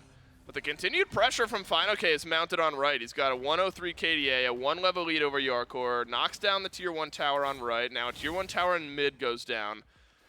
You know, despite the kill pressure and some of the objective pressure going the other way, Trelly, we now see again the Jade Dragons have closed up the gold gap. Yeah, they've been answering back when they need to, which is definitely what you want to see from this team right now. They've been sort of getting rolled over a bit this whole set. Obviously, game 3 here, if any time to show up, this would be it. And I still think that they are waiting for Panda Cat, that ticking time bomb, to get online, get those core items already at Atlantis bow, full dev gaunt, and now kin size. So one big penetration item, and I think this Artemis will be rearing to go and make these big rotations into the fights. Because right now, most of these tanks from the Leviathans have been prioritizing that Magic D. I think Yarkor just went to get a second physical defense item. I think he's realizing that once this Artemis rotates over, it's going to be a lot of damage. Yeah, might be about time to put some physical defense in the back pocket. Nothing really to fight over here on right, though both teams posturing around the FG. I mean, that, I suppose, is what there is to fight over, but neither team, I think, reeling to get the Fire Giant pulled just yet. As Panda Cat and Zapman, the only two left on left, Beads and Aegis for both of the carries. And so 1v1 would maybe at best pull off some of those actives. More of a crit mindset here for Zapman. Wind Demon into what has often been a death bringer. Tusky goes down, double stun. One onto Zap, one onto Panatom. Fields of Love in exchange for Tusky. And that's all she wrote here on left. Looks like Pagon is trying to chase something down here. He's aware that Panatom has stayed up, but they haven't used too much. But it looks like the Uller does not really want to. Oh, Zap jumps in here. Wow, he does dash in. Again, both carries have both active. Zapman burns the beads, holds on to the Aegis, but uses it on the jump back in. And Panatom's got the damage onto Pagon, who did not have beads, did not have Aegis at the end of that fight. But Panatom is traded out by Sanford Soccer. We've seen this story before, as the junglers exchanging out kills. Panda Cat attempting to get away, but Yarkor's got something else in mind. Double knockup from Sanford Soccer on the reinitiation. Crushing Wave is there. Aegis, well timed by Shinto, in the individual moments just adding up for the Leviathans in this fight. Yeah, this Cthulhu rotation was absolutely massive. Final K just pushing down a tier 2 tower that there's no way he can even get right now. Just the Leviathans were ready to rotate over to help out their squad. Obviously, Pagon had no idea the whole squad was coming in at that point. It was too much. They've already committed so much to try to get this Cupid pick. The relics were good, and obviously Zap lives to fight another day. You trade out Panatom, a good clutch water spout by Sam to make sure he didn't have enough HP to jump into the wall and escape. But besides that, I mean, everything went the way of the Leviathans just because of a crazy rotation over from Yarkor. Yeah, fantastic from Yark. And really for the first time this game, we've seen the power of this Cthulhu. Tier 2 tower doesn't end up going down. Final K's got something else in mind here. Heart Bomb connects onto the RDO on this reinitiation. Should be a disengage here. Final K galloping forward, considering a chase out, but there's some good CC from Wrong You. Beads actually end up having to get used. I think it's a trap he just stood on, got rooted in place, and had to throw up the beads. So a small moment where Panda Cat's not even there.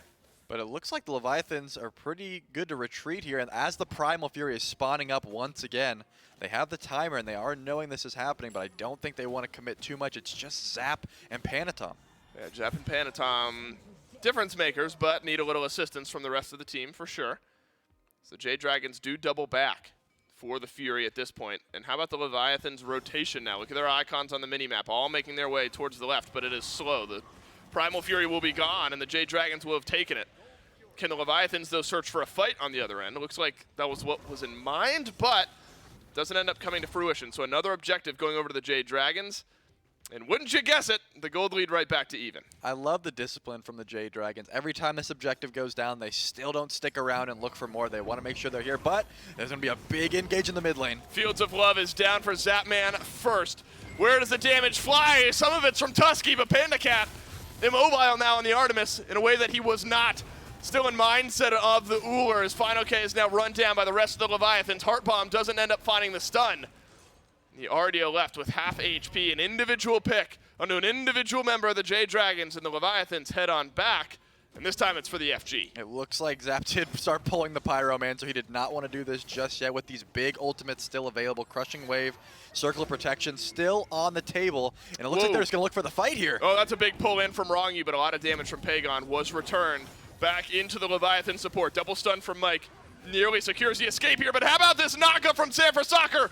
Crushing Wave didn't get it done, but Waterhand sure did. Now Panatom realizes those cooldowns are missing, and the chase down is here. Shinto lets a volley of damage fly into the front line of the Jade Dragons. There's a heart bomb onto Fine. Okay, he will be stunned out. Panatom grabs the silence. Zapman, look at the health bar. It's not draining at all, but the Jade Dragons are Shinto on a killing spree. The Fire Giant is still available here, but they're still looking to fight. It looks like the Leviathans don't care that they lost Rongyu. They are still aggressing under this tier 2 tower, but now finally they are going to back up here. They have the Cupid Hearts if they do want to heal up and try to pull this again, but I think at this point they are happy with the 1 for 2, and they're going to retreat with their Pyromancer as their victory. Yeah, that's a good call from the Atlantis Leviathans. There's still enough damage right around the objective, especially with Panda Cat respawning. Polar Bear Mike starting to come back into this fight as well. This one kind of fizzles out where it's at. So ultimately, you know, Pyromancer does go to the Leviathans. Fury a moment ago into the Jade Dragons. That's a relatively even trade every time. So it's where are these power spikes landing over the next couple of minutes? Zapman goes back, finishes up a Deathbringer. That's a big one. Panda Cat into Silver Branch. So that's a big one for the other ADC as well. Lots of gold in hand for the Leviathans that are now able to go back and spend it up. Gemma Focus upgrade is here for Shinto.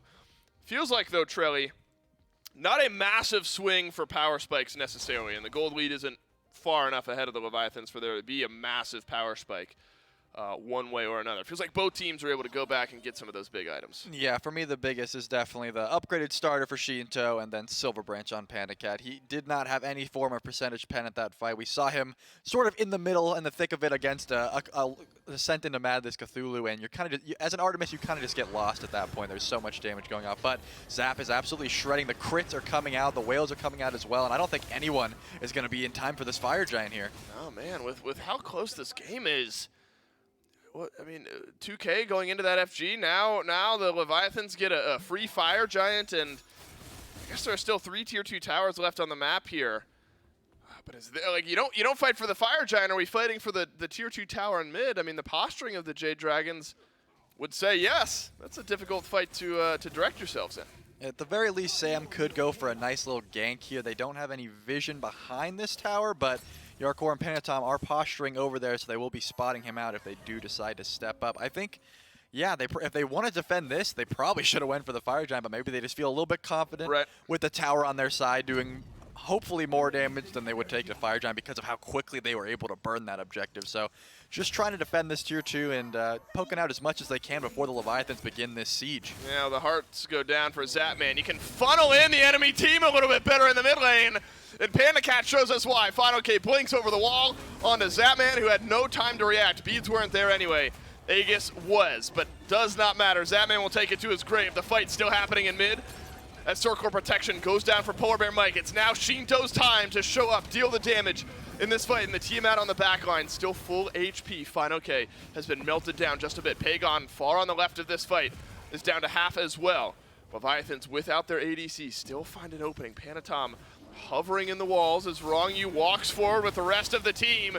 And a numbers disadvantage apparently doesn't matter, and the Leviathans shove the Dragons back. Yeah, it seemed like Panatom was the target there for the Jade Dragons, but it needs to be Shinto right now. Looking at how much damage he is able to output, completely safe, his health bar is full. Final K recognizing this, trying to force out that jump, but Panatom is still hiding in the wall. Yeah, just annoying to play up against this Kleedna. So the Jade Dragons have to wonder where Panatom is positioning. Maybe the mindset was all right there from the Jade Dragons, where you're realizing, okay, if we can funnel in the Leviathans, force them into a very skinny area in a way that the right side of the map isn't, you can blink on Zap, find an advantage. Don't lose the tier 2 tower. Do end up losing one on right. There was a split push by the Leviathans. But the fight is different in the mid lane than it is on FG, and I guess the Jade Dragons valued their chances there. Will be no fight, though, Trelly, around this Oni Fury. Leviathans will get this one for free. Yeah, I mean, I think if the Leviathans just waited 20 seconds until Zap's beads were up, there's probably no sort of lucky engage there. Just a chain stun, obviously good blink, making sure that Final K could blink and get that cripple, making sure that Zap wasn't able to dash out there. 20 seconds, that all it would have taken. Wow, Pagon is taking some big damage out of Shinto's HP bar here. Obviously, the beads is going to go down, so that is a solid win. The biggest form of DPS right now for the Leviathans have no beads now. But it looks like they still have not postured up to try to go for a Phoenix. They don't feel that confident yet. Yeah, big power spike for Shinto is Soul Reaver fully completed. Top damage in the game by a hefty margin, 7,000 or so is Shinto over anyone else. Pagon just, well, I say just, 7,000 behind. Hit some big power spikes there as well. Heartseeker and Hydra's both ready to go. Once Pagon senses an opening, Polar Bear Mike takes some chunk damage from Panatom. Just lets a scream go out of the wall. Oni minions working down the left side of the map. That could be the opening here for the Atlantis Leviathans as the Jade Dragons walk in. Everyone's got their relics except for Final K, waiting on Beads, 15 seconds away. Whereas Beads, much worse condition for the Atlantis Leviathans. You have to dodge out the CC if you're the Levies, and a little bit connecting onto the front and the back line as Zapman ends up getting silenced out. And the Oni minions are dealt with. They're still trying to bait out this Tusky here, but it looks like Yarkor is going to go in and get chunked. Oh, is he going to survive, though? For the time being, yes, but Pagon had all the freedom in the world to take down the frontliner. Save for Soccer. Blinks forward, takes a chunk of damage in return, though, from the Leviathans. Fields of Love down. Final K blinks into the back, and they've got Zapman taken down. The Jade Dragons behind, but only as far as gold goes. Shinto and Rongyu, the last alive for the Leviathans. And this Phoenix Siege does not go well. Shinto will end up falling on the back end, and the Jade Dragons stand strong. That was absolutely massive by Final K. They couldn't chase into the Leviathans. There was just too much damage. Once this big damage sponge, this RDO got onto the carries, everyone on the Jade Dragons were able to just W key, and now they're looking at this tier 2 tower. There's a little bit of time left on these respawns, but the Oni minion Sam had to back for, so I'm thinking it's just going to be a Phoenix. Maybe Yarkor and Rongyu just put up a defense here. Yeah. I don't think the Titan's going to be looked at. Maybe shouldn't be. Yeah, with the speed the Phoenix is going down, somewhat slow by the Jade Dragons. Just too many respawns in too short a time frame, but what a turnaround by the Jade Dragons. One last look at a Phoenix Siege for the Leviathans. And it is not close. The Dragons found their opening. Yarkor just got burnt down immediately upon walking into that fight. Going into that fight, Pagon had 14,000 damage. On the other end of it, 21,000. Does about 7,000 damage over the course of one team fight. And this Uller is really starting to stick for the Jade Dragons. Yeah, you could see why Yark and Rongyu were both just throwing all their CC at Panda Cat, trying to bait out that Caledonian boar very early on. Tusky, super disruptive. If you're grouped up under a Phoenix, you're getting chain stunned. Your whole team is taking the brunt of that damage. So they kept trying to bait it out. Eventually they just said, hey, maybe we'll just dash in, descend into madness, see what happens. Obviously not the right call because of how quickly Yarkor got burned down. Finally, this Artemis pick is showing how much shred is built into Panda Cat's kit. Now a tier 2 Odibo. The cowl has been upgraded. The silver branch stacks are going to be flying every time that stem is popped. I mean, this is the strongest the Jade Dragons have looked at the whole set, I think. Yeah, you need more from Zapman here, I think, if you're the Leviathans, especially if you're comparing to Panda Cat. 10,000 damage behind, maybe 5, 6, 7,000 rather than 10, but you need more from Zapman either way. Too far down the damage charts if you're a Cupid at this point in the game. That is a blink in and a big initiation from Yarkor as 4 members of the Jade Dragons caught in the descent to madness. Circle protection does some work, but there's not enough damage on the back end from the Leviathans to capitalize on the kills. Not just yet, but Shinto remedies that just fine. 3 down now for the Jade Dragons as Panatom, he has eyes for Pagon. The Minotaur dashes in from Shinto, and Final K and Pagon, the last 2 alive, and the Leviathans roar down the right side of the map. Shinto's on a killing spree, and Pagon might watch his Titan fall. There is fire minions in the left. If Pagon, he finds Panatom. If he keeps finding these picks, the fire minions could end just with how much these death timers are. Pagon is going to have to back off as the fire minions pour in. I do not think this is the end of the game here, Dole, so they're going to back off. They will back off. The Leviathans head on out as the fire minions are inside of the Leviathan's base. And so how devastating that fight looked.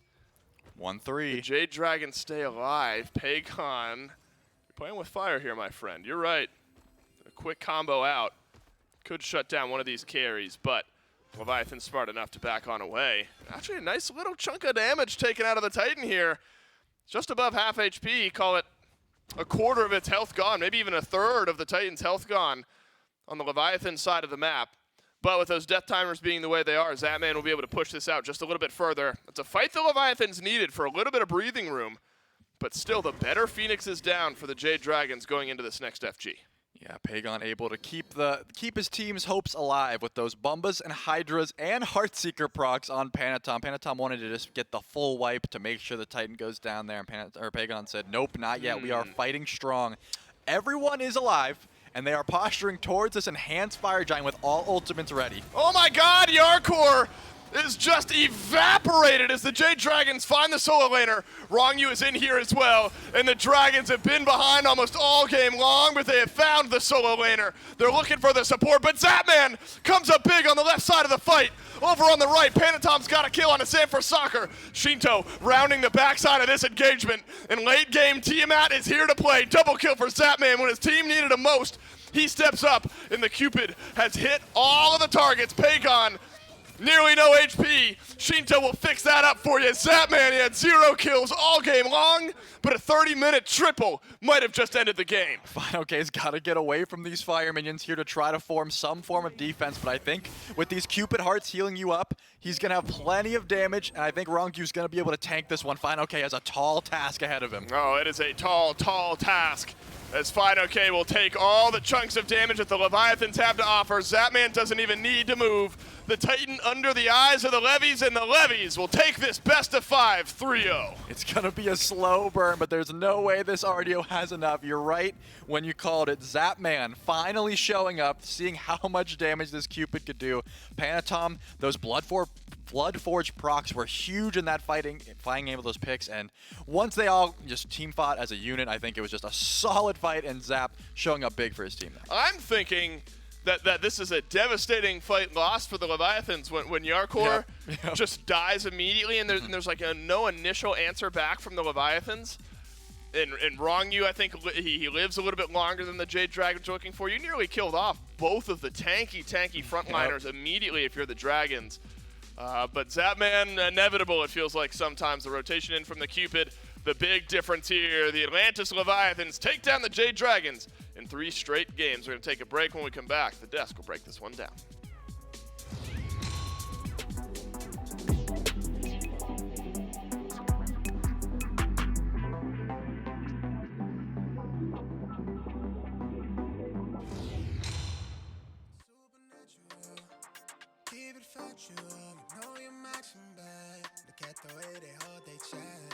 Honestly amazing, I want you on occasion.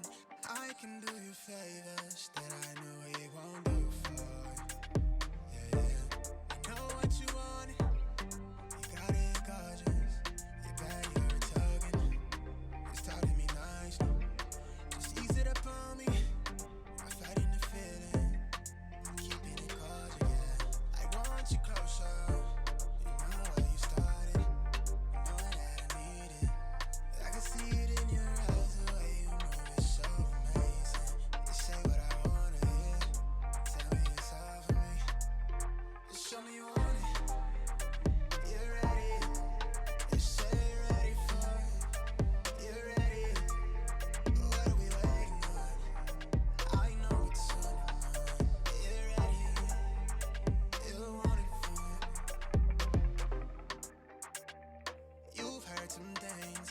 Talk like they know the real me.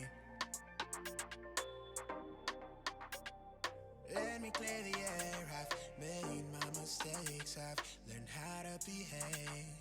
I know I'm a stranger, but I feel acquainted. Reading the signs, we've all got our damages. I don't wanna play it safely. With you, it's different. You've been what I'm missing. Real talk, no fiction. I get lost in how I'm feeling.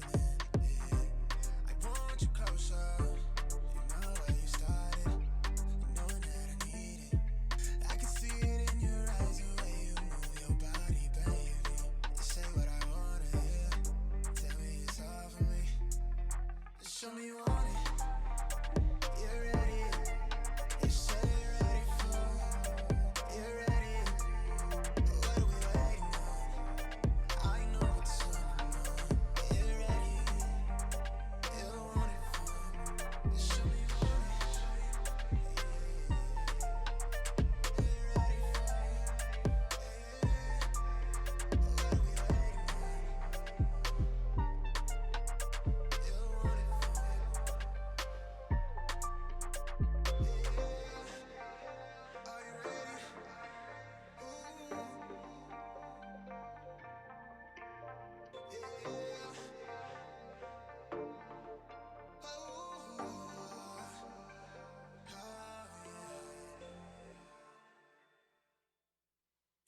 when it don't feel right. I still wanna party with her, even when it don't feel right.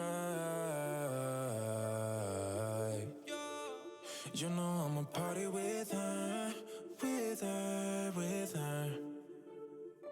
She be calling on a Monday, wanna meet on Tuesday, asking me to fix me up real nice. She can wait until the weekend, she wants off the deep end, telling me to bring the stuff I like.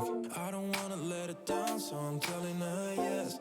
Though I'm kinda down from the pain in my chest, but I'm putting that aside now. I'ma feel her right now, happy from the stuff I know she likes. I've been trying my luck every day of the week, yeah. With my baby, what's up? Ay, always down every week, yeah. Know I love her too much, but I just can't get enough. She's slipping through the cracks, call my bluff. She know what's up, can't get enough, yeah. Even when it don't feel right, ay, I still wanna party with her. Oh yeah, even when it don't feel right. Hey, you know I'ma party with her, with her, with her. We be chillin' all through Wednesday, slept until it's Thursday. She don't wanna leave me, not just yet. Told me all about last Friday when she went all crazy. Didn't go to bed till Saturday. I don't wanna go without, so I asked her to stay. Though she broke my heart in a million ways, but I'm putting that aside now. I'ma feel alright now, happy just as long as she's with me. I've been trying my luck every day of the week, yeah. With my baby, what's up? Always down every week, yeah. No, I love her too much.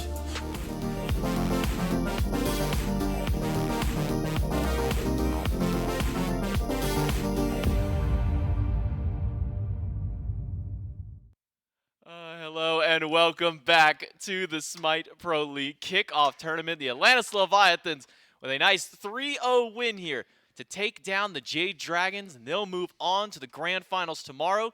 We'll meet up the winner of the next set in our Grand Finals, see who will be the winner of this tournament. It's J-Mac Tucker. I got Gormizer here. A very close-knit battle there, and for a moment, kind of towards the end, it looked like the Dragons were ready to turn this one around, take us to a game number 4. Yarkor goes down at that Phoenix, and goes down at that Fire Giant fight right after. But then Zapman decides to step up and pump out some massive damage. And Zap's easy to look at because he gets that triple kill, and he looks really good. A lot of damage from him and Shinto at the very end that really kick off that fight. But I want to say, so we watch. If you watch that fight from the very beginning, Hardcore steps forward and gets absolutely sliced down like it's nothing. Wrong Yu loses like 75 to 80% of his health bar and then just runs in circles around them. And none of the dragons were able to kill him. Like, there was no reason Wrong Yu should have lived through that engagement, but he does, and then continues to surge forward with the rest of the team. Zapman comes in and cleans up the bodies, but I think everyone focused, maybe hyper-focused, on killing that Atlas really created a lot of golden opportunities for them. And again, it just opens up so much kill potential there for Zap as they continue getting aggressive. I believe Finoke got caught up chasing down specifically Panatom and eventually does get the Kleena, but then has to back and try to defend against 3. I think it was really just like an insane surge at the very end, and just some I don't even know if I want to call it luck. I mean, because watch that Atlas. Look at Wrong Yu's health bar when he ran off the screen. There's no reason he should have been able to come back into this. That man comes in and plays cleanup crew, but the Atlas loops back around and he somehow got more health, dude. I don't know how he did that, but it set up so much for them, and there just wasn't enough damage to take him down. And then as a 3-man core, they just got to surge forward and take down everybody else. I mean, Zapman ends on a triple kill. Shinto and Panatom come up big in that last fight, but I think you're right to highlight Wrong Yu here on this Atlas. 2 games in a row on this god. Look great in both of those. If he dies there, they lose that game. For sure. I think so. I mean, because he really did kite a couple of players out of the way to try and chase him back. Then, as you said, he loops himself all the way back around to the blue and then straight back into the lane to hold this down and bring the Leviathans their win here in Game 3. And speaking of Wrong Yu, we've actually got him standing by for our post-game interview talk to a little bit about him. Rong Yu, congrats first off on your win today here. A nice 3-0 out there. Got to play your signature Yemoja game number 1. You know, kind of talk to me whenever a team leaves this god open. Is that just in your mind, I got to snap lock this one in? Well, to be honest, I haven't played Yemoja much. I was like, let's test it, you know, like just to see how it is, and she feels good, so yeah. Yeah, I mean, you look good on it in game number 1. Then games 2 and 3, you bring out this Atlas, a god that, you know, us on the desk, we've been talking a lot about it. Going, man, we haven't really seen very much of this god, but so far it seems that he's been a pretty prime pick for a lot of these support players.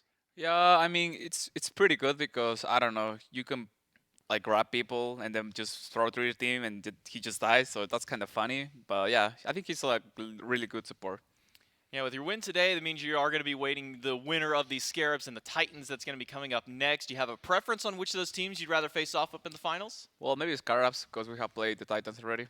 Oh, okay. A little hope onto that one there. Well, thanks so much for taking to your time, Rong Yu. I'll let you get back with the team to celebrate, and we'll see you tomorrow. Thank you. A little bit of fun out there, and always fun talking about, you know, just supports, Atlas in general. You know, like I told him, it's one of those gods that we talked a lot about when he was finally able to be played. I know Mifflin and I were talking a lot about how much we expected this god to rise up. We didn't see a lot of him during play-ins. We didn't see a lot during SCC qualifiers, but as Rong Yu said, just a fun god in general to play. Lots of lockdown and CC, and in that last little team fight there, a nice little bit of kiting ability out of this god here. And if I'm not mistaken, Gore, that remains 100% win rate on this god so far. He's been doing really well. And honestly, I like seeing it. Again, it's just fun to see Atlas come through and how successful he's been. And so I'd love to see maybe even more of him in the next set. We could potentially see him in the next set. It is the Titans, who was also a team to play this one out with Aurora. They're going to be facing off against the Solar Scarabs in our second best-of-5 semifinal. Winner gets to face off against the Atlantis Leviathans. Loser has to fight the Jade Dragons. A revenge fight here, because this was the World Semis matchup. Scarabs win game number 1 and then lost 3 in a row. We'll see if they can maybe make up for what happened at Worlds here. It was. And if the Titans do win this one again, it'll be a Worlds Finals rematch, too. Potentially out here. No matter what, we're getting, at the minimum, we're guaranteed the 1 rematch today.